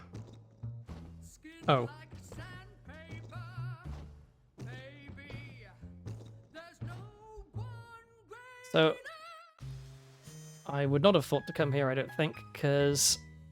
Yeah. And I would have missed this because it's by my foot. The note had been pushed under my door by Carlotta. Luton, I am anxious to see you again and to find out how the case is going. Come to the von Uberwald mansion on Moon Pond Lane. Carlotta von Uberwald. So Oh, she's Carlotta a was Von. member of the von Uberwalds, one of the richest and most reclusive families in Ankh-Morpork. That explained why she could afford to offer to pay me so much. It didn't explain why she hadn't got around to paying me yet. But I could wait, at least until the rent was due. That was very dramatic noise there, picking up the clue. So I have in-universe knowledge about the von Uberwald family, which I will not divulge at this point because it's a spoiler, I guess, for events later in the game. And okay, there it is. Over here we go. Thank goodness, some progress. I already had a bad feeling about the Mundy case, but learning that my employer was a von Uberwald didn't fill me with confidence. I didn't know the facts about the von Uberwalds, but the rumors were bad enough. May I help you, sir? You could let me in for a start. Very good, sir. And don't call me sir. As you wish, sir. May I take your coat and hat, sir? Thanks, but no. I feel naked without them. That must make it difficult to clean them. Was that a joke? I never joke, sir. It's not my job. I may lie, dissemble, or deceive, but I never joke. Look, I don't want you to take my coat, okay? But of course, sir. Sir is welcome to drip all over the immaculate hardwood floor that I spent several hours polishing this morning, because Sir is a guest, and Sir is entitled to do whatever Sir wishes. Guessing this is the we didn't want to make another model for Luton with his coat off bit. Wow. Nice house. Sir's taste in architecture must be quite exquisite to so accurately summarize the many splendid cornices and archaic stained glass frescoes of this splendid Lorenzian building as nice. You have a gift for making people feel welcome, don't you? One is blessed. So the Lorenzian he just referred to, that's a fairly niche Discworld reference that would be easy to miss. The last king of Ankh-Morpork was called Lorenzo the Kind. It turns out maybe he wasn't actually that kind. He was executed by one of Vimes's like ancient ancestors way back in the day, who was like an Oliver Cromwell proxy. So yeah, Lorenzian from the reign of King Lorenzo. All right, let's ask about Carlotta. So what do you make of Carlotta then? Sir? Carlotta von Uberwald. She does live here, doesn't she? Indeed, sir. Sir is as dogged in his pursuit of the truth as he is determined to warp the incalculably valuable hardwood floor by his persistent dripping. You're not going to give up on this hardwood floor thing, are you? As ever, Sir is both astute and incredibly stubborn. What about Carlotta? She is also quite astute and most definitely stubborn. What do you think about her then? I am not paid to form opinions, sir, merely to perform menial actions such as guarding the hardwood floor. A task I am, alas, failing in at the current time. Will you shut up about the hardwood floor? As Sir wishes. I will no longer mention how Sir is irrevocably damaging timber felled by the hand of the 77th Earl of Ankh. Boards that have lain here for longer than Sir has been alive, and that were first laid before Sir's father was even a glint in the eye of his grandfather, whomsoever that may have been. Can we ask about... I mean, is it worth... I guess the Inquisitive Stranger, maybe? Has there been a dwarf around asking questions? Why Sir insists on believing that I know everything that goes on in this house is beyond my comprehension. Is it weird to have a giant portrait of yourself above the door? I feel like it is a bit weird. None of this stuff seems like it's going to be particularly relevant. We can ask about Mundy, I guess. Do you know anything about a man named Mundy? Regrettably, sir, I know nothing about that person. Okay. Oh, wow. I just thought of something. Surely, you, a posh person. Well, You a butler. wouldn't happen Butler's to know actually your probably way not around the actually posh. They're Salaci still a member family of the serving mausoleum by any classes. chance? Sir has many questions, but alas, I have few answers. No, okay. Do I want to show him anything? Oh, well, I have an I invitation. have an invitation from Carlotta. Ah, Sir is as quick to reach the point of Sir's visit as a tortoise with a war wound is in crossing a very large desert. I will fetch Mistress Carlotta for Sir, provided Sir would be so kind as to wait here and not to touch the valuable and irreplaceable furniture that adorns the room Sir is currently dripping on. I'll see what I can do. I'm gonna touch all the furniture. You can't stop me. Wow, he's slow. Okay, what have we got? Main doors. The painting bore a striking resemblance to Carlotta. The Duchess Charlotte von Uberwald, Okay, it isn't née her. Leopoldine. My predecessor, in a sense. Oh? Are you a duchess? No, but the resemblance is impressive, isn't it? My husband was struck by it from the moment I met him. Where is your husband? Dear Ulrich passed away during a civil uprising in Uberwald several years ago. Quite a terrible business, actually. Peasants, pitchforks, burning torches, the usual sort of thing. Usual? For Uberwald, certainly. Their ways may seem barbaric, but it's just the way things have always been done. If there wasn't a civil uprising every few years, I do believe the nobility would be most disappointed. Dying at the hands of a mob in a burning castle is practically traditional. Tradition important to you, is it? Ever the investigator, eh, Luton? Even your employer isn't beyond suspicion. My old boss used to say that everyone was guilty of something. And what are you guilty of? Too many things, sweetie, but nothing you need to know about. Okay. So what's the story with you and Ulrich? Do you believe in love at first sight, Luton? It saves a lot of time, certainly. Ulrich fell for me the moment we met. I guess seeing that painting every day probably helped. Don't sell yourself short. You have a few assets of your own. I'm sure it was an equitable transaction. You think I married him for his money? Did you? Let me tell you something, Luton. I've been rich and I've been poor. Rich is better. Did you love him? Does it matter? It matters to me. Maybe I did. I guess it depends on what love is. Love is a moment of weakness that allows someone to hurt you more than you ever thought possible.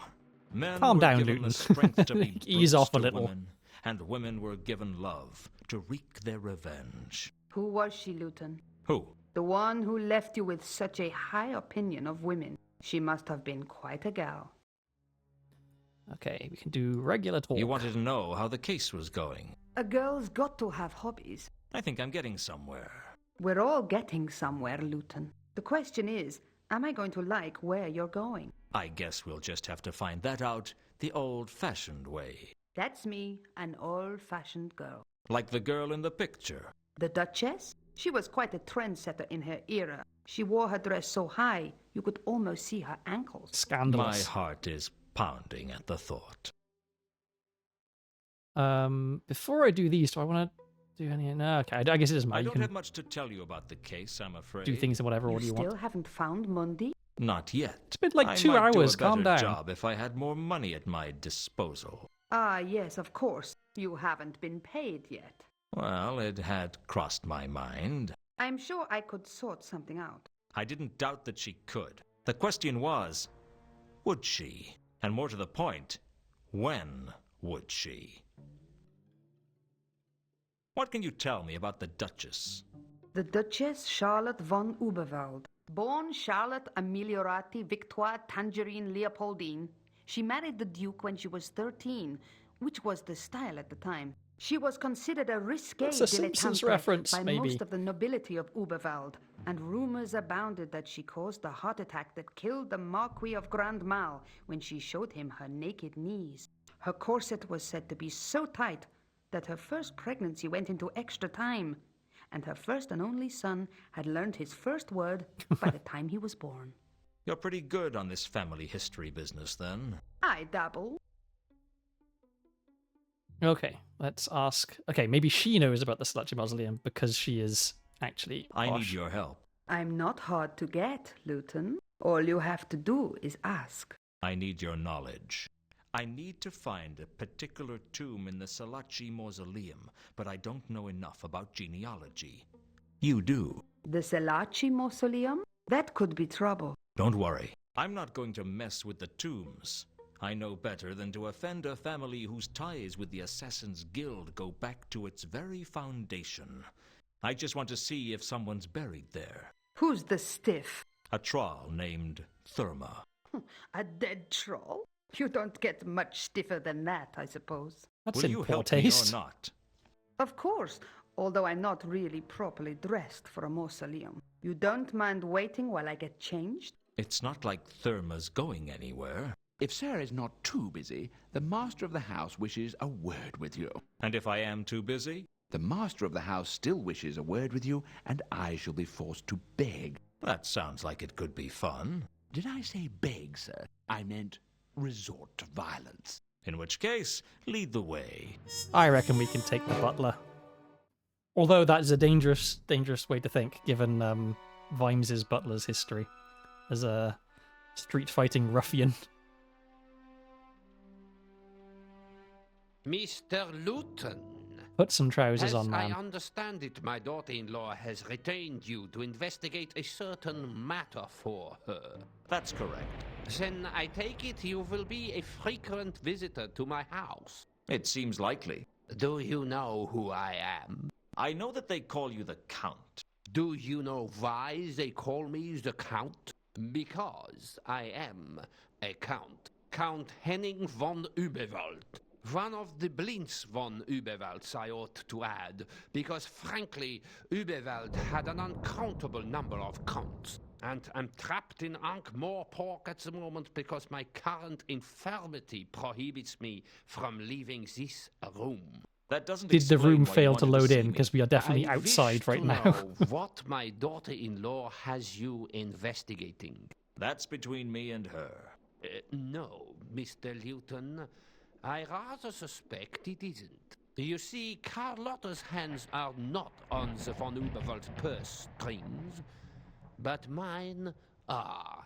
So you're saying I won't get paid unless I tell you what I'm doing? No, I'm implying that. Whether or not you actually get paid is a different issue. What's it to you? I get very bored. I'm interested as to what goes on around me. All right. I'm tracking someone for her. Someone who is missing? That's right. A man named Mundy. Oh, I see. Very well. If you keep me informed on the progress of the case periodically, I will ensure that you receive payment. Okay, cool. Can I get paid now? Oh, we're in a conservatory? I can't tell if this is just a really, really big conservatory, or if there's a graphical glitch going on where it looks like we're outside, but we're actually inside. You said you have to stay in the conservatory. Why? I'm not a well man, Mr. Luton.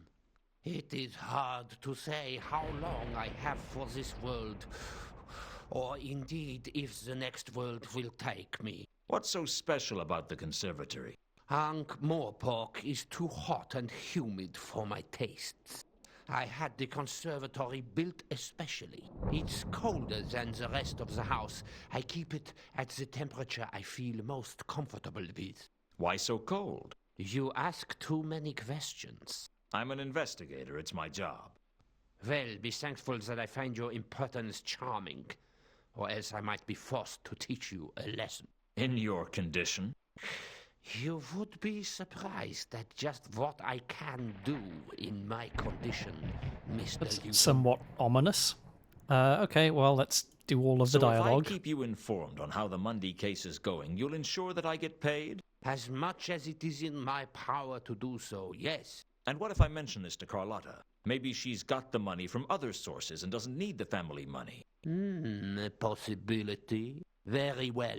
I'll offer to pay you irrespective of whether Carlotta pays you herself. That seems a little unethical. I'd be betraying the trust of a client. I'll pay you twice your usual fees. There we go, ethical problem solved. What do you know? Suddenly I've resolved all my ethical dilemmas. Ethics are a salve for the poor, Luton. I am the poor. You sound as if you are proud of the fact. The poor are often prouder than the rich.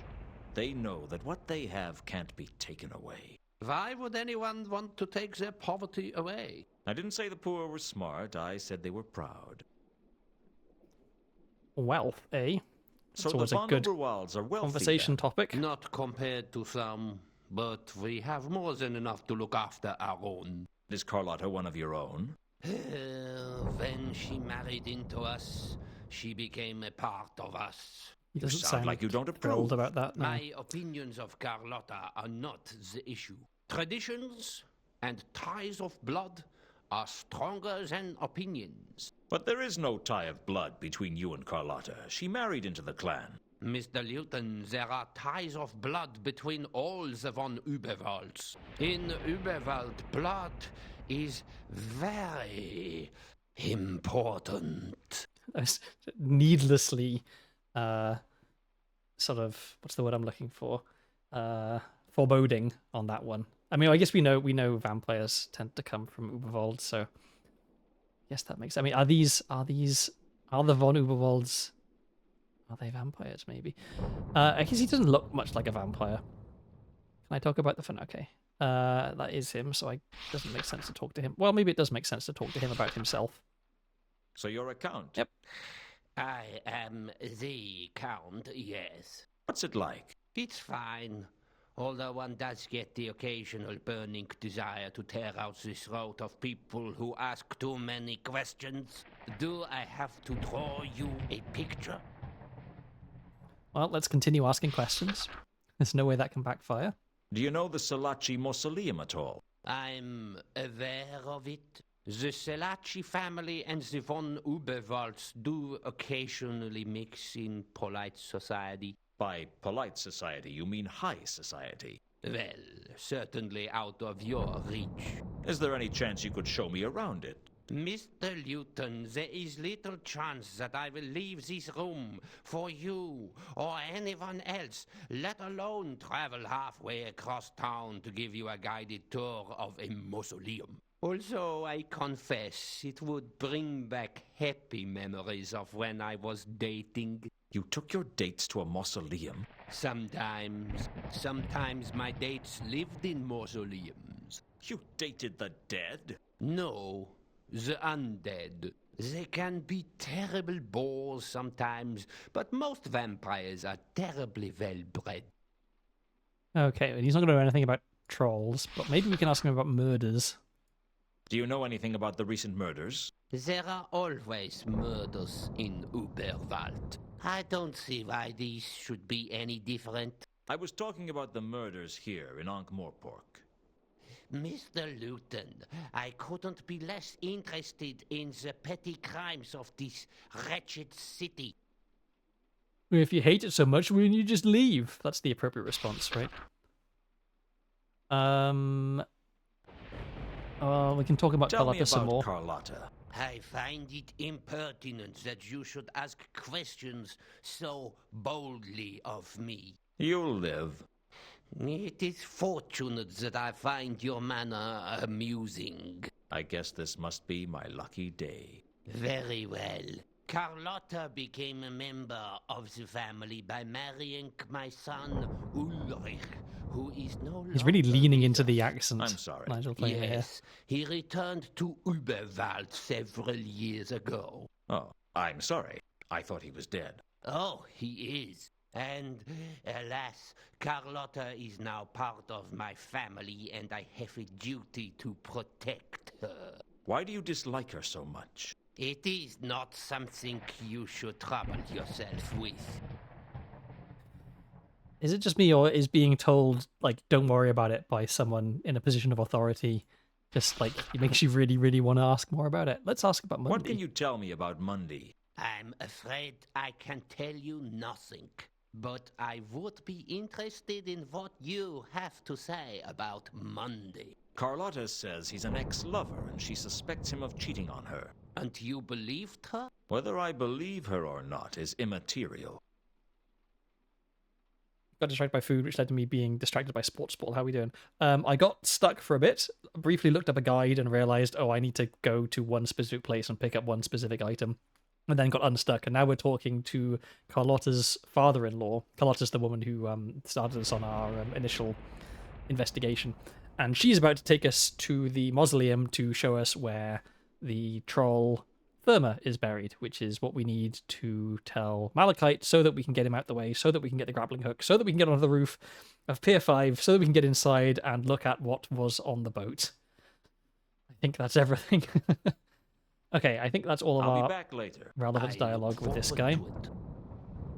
Now let's get this straight. We're looking for a troll named Therma. As far as I know, yes, but she may be in here under the name Madame Lodestone. Okay, then we can rule out the Fornix Sanguis Ceruleus. What? Does there have to be one? The Blue Blood Vault. We can probably eliminate the heroic decapitated war veterans vault. and the thoroughbred pet vault. Do you know what relation this troll had to the Selaci family? She wouldn't be buried here if she wasn't. Well, your guess is as good as mine. It took Carlotta a while to work it out, but we eventually found a Madame Lodestone in the Fornix Famulus, the servitor's vault. Guess she used to keep the floors real clean or something. Here we are. Madame Lodestone. There's an inscription. Madame Lodestone, singer and retainer of Lord Robert Selaci, taken from us when her house collapsed, returning her to the rubble from whence she came. Not much of an epitaph.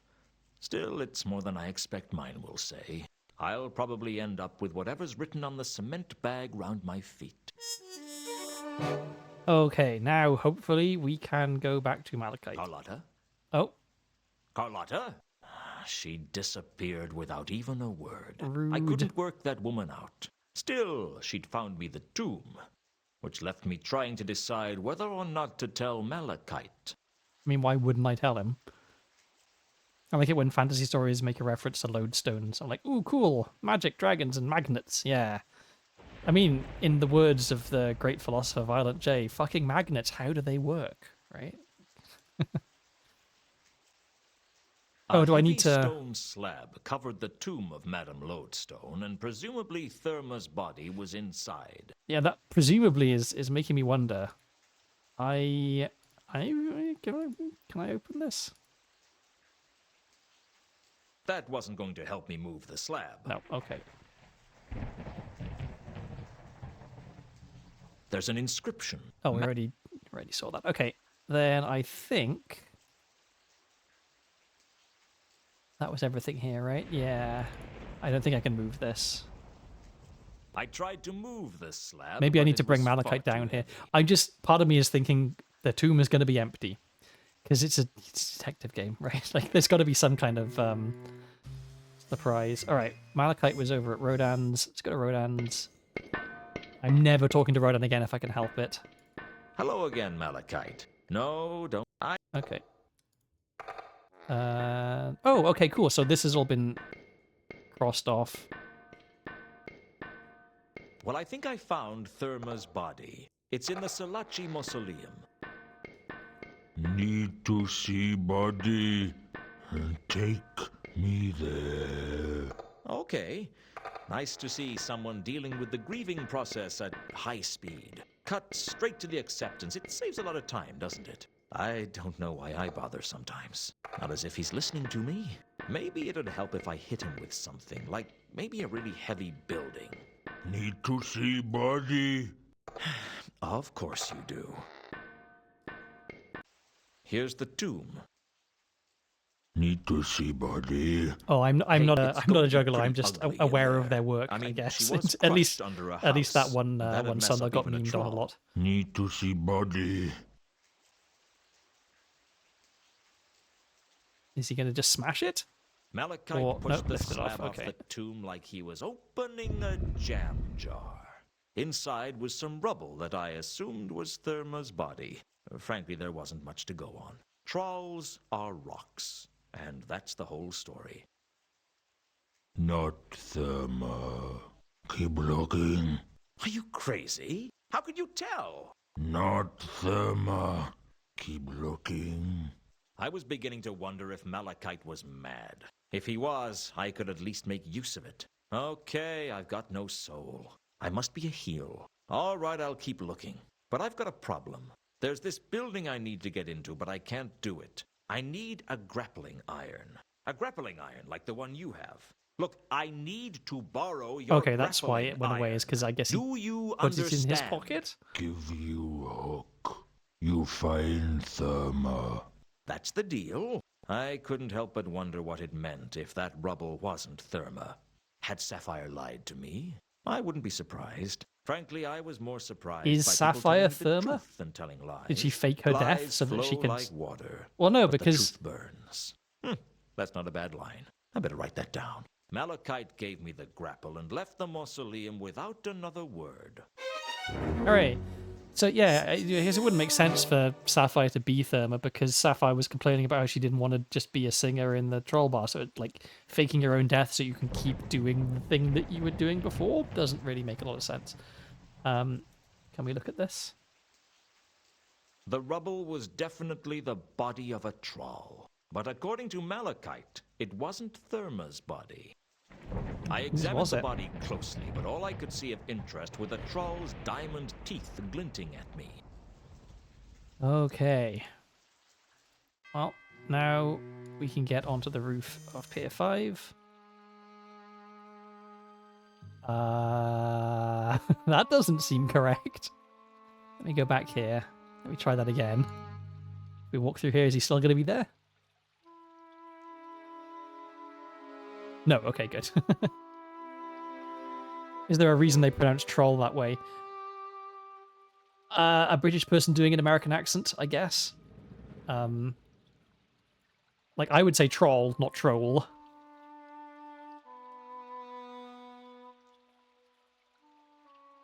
Oh, wait, I need to... Oh, actually, can I just do this and will it automatically use the grappling hook, hopefully? I wasn't the No, okay, so I need to get it out.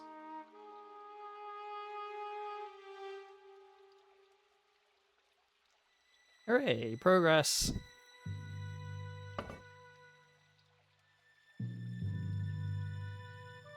Oh, we don't actually get to see him climbing up, I guess. Okay. The skylight sat on the roof, an inviting alternative entrance. Here we go then, I guess. Oh, the skylight. Crowbar. Okay.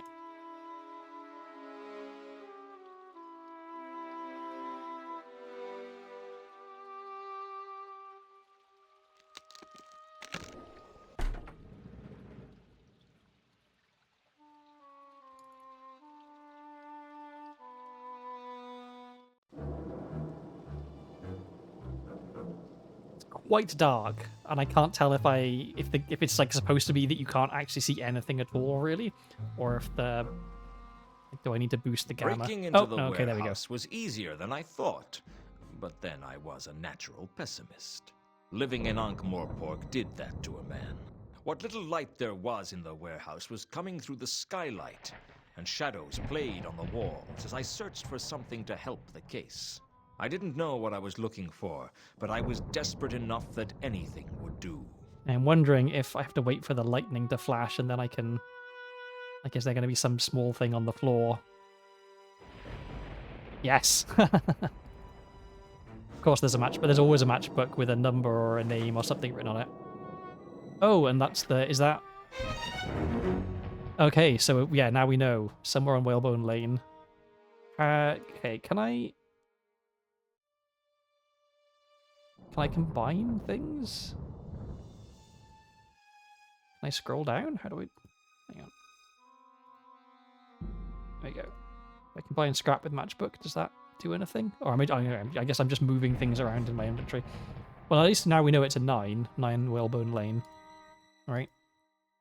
The torn matchbook had been found in the Pier 5 warehouse. There was something written on the back of the matchbook, but a corner of the matchbook had become ripped off somehow. I could make out the words Whalebone Lane, but it was clear that something was missing. I wonder what it could possibly be. Like, how do I guess the maybe... scrap of cardboard I'd found on the Milka Oh, matched okay, the there we go. torn matchbook exactly. Okay, cool. So you can combine items. It hadn't been easy getting, of course, even getting a meaningful sentence.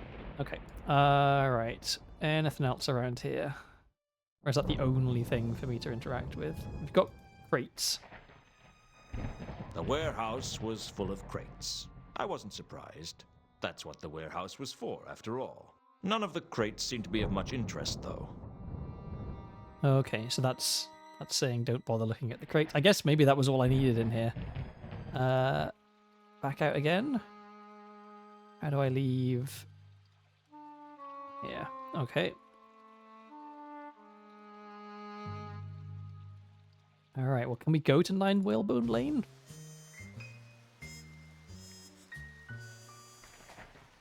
Where even is 9 Whalebone Lane? Wasn't the Octrim Parrot on Whalebone Lane? Okay, Sapphire's gone. I'm back. Yeah. So I can Okay, see. yeah, here it is. In fact, it is. Do you know what this is? It's a matchbook. Any reason it might have the address of the parrot written on the back? None that has anything to do with me. I knew he was hiding something. The question was, how could I get it out of him? I'm against unnecessary violence. What about Besides, necessary these violence? Skinny types can be tougher than they look. Is this us lying to him or him lying to us? So you don't know Mundy, I've already told you that I don't. and this matchbook means nothing to you. Do you practice to become this irritating? Well, I'm confused. You see, this is Mundy's handwriting on the matchbook, and this is your address he wrote. Shall I tell you what I think? I don't think I have that much choice. I think Mundy is here, but he told you not to tell anyone that he's here. You're just making it up as you go along. Well, I could always go and fetch the watch. I heard they were looking for Mundy too, and if he's not here, you wouldn't have to worry about being charged with hiding a known fugitive. They can get so impatient. Mundy's not a fugitive. How would you know? You little... He's not very good at All lying. right, you win. He's upstairs, but don't tell him I told you. I wouldn't dream of ruining your reputation in high society. Cool. That was easy. How do we get upstairs? This way? Oh, cutscene. I'd gone to a lot of trouble to find Mundy, and now the goal was in reach. It seemed like an anticlimax. I couldn't quite see what Mundy was doing when I entered his room, and seconds later I couldn't see nothing at all. The last thing I saw as I passed out of consciousness was the floor rushing up to meet me. Okay, is Mundy going to be dead? And are we going to be framed for the... Yep.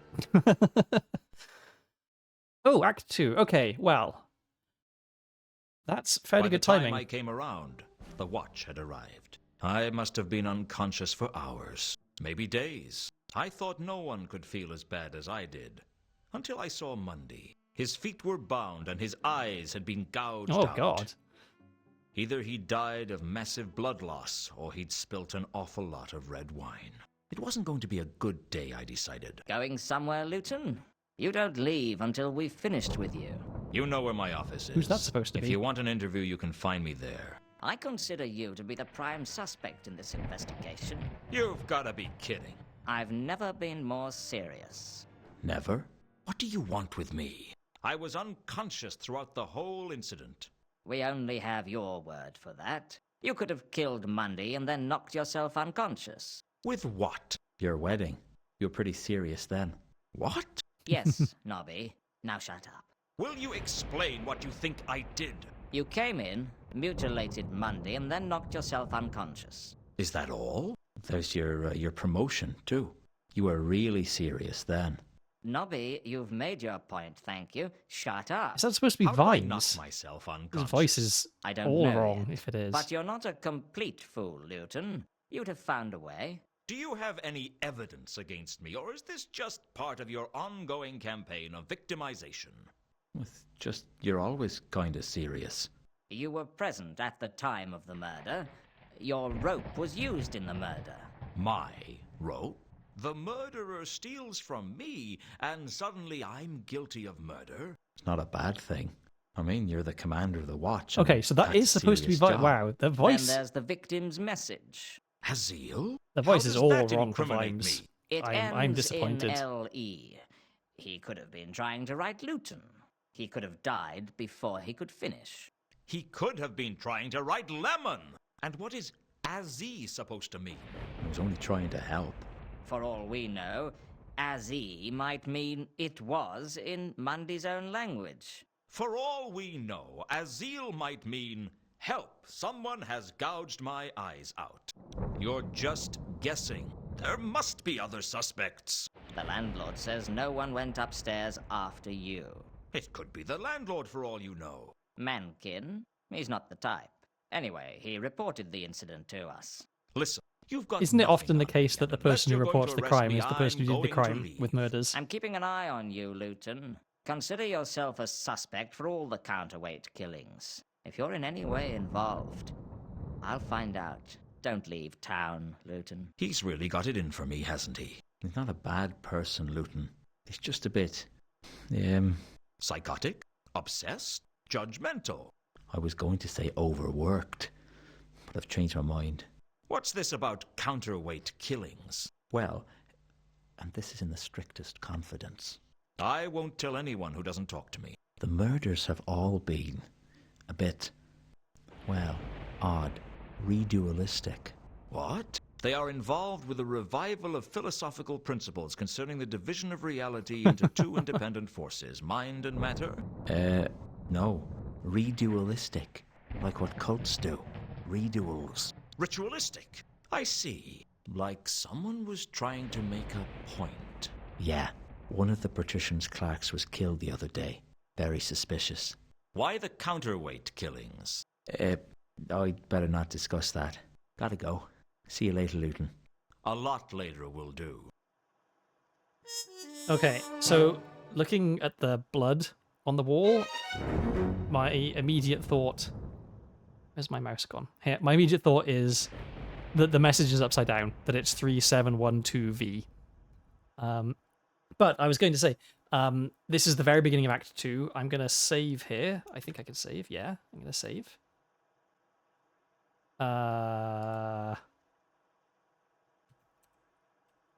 Let's just do that. Okay.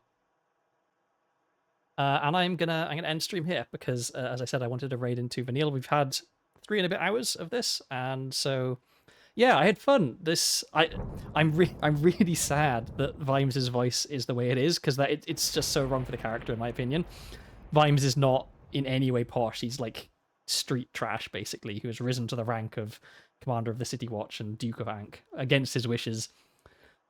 So him sounding like that is definitely a bit off. But okay, I'm not gonna find someone to raid because I know exactly who I'm going to raid. We're going to be raiding Vanille. It is Vanille's 5-year streaming anniversary, so let's go say hi. Actually, before we do that, let's think of a raid message. I'm so bad at thinking of raid messages, but this time I am actually going to try and think of one. Okay.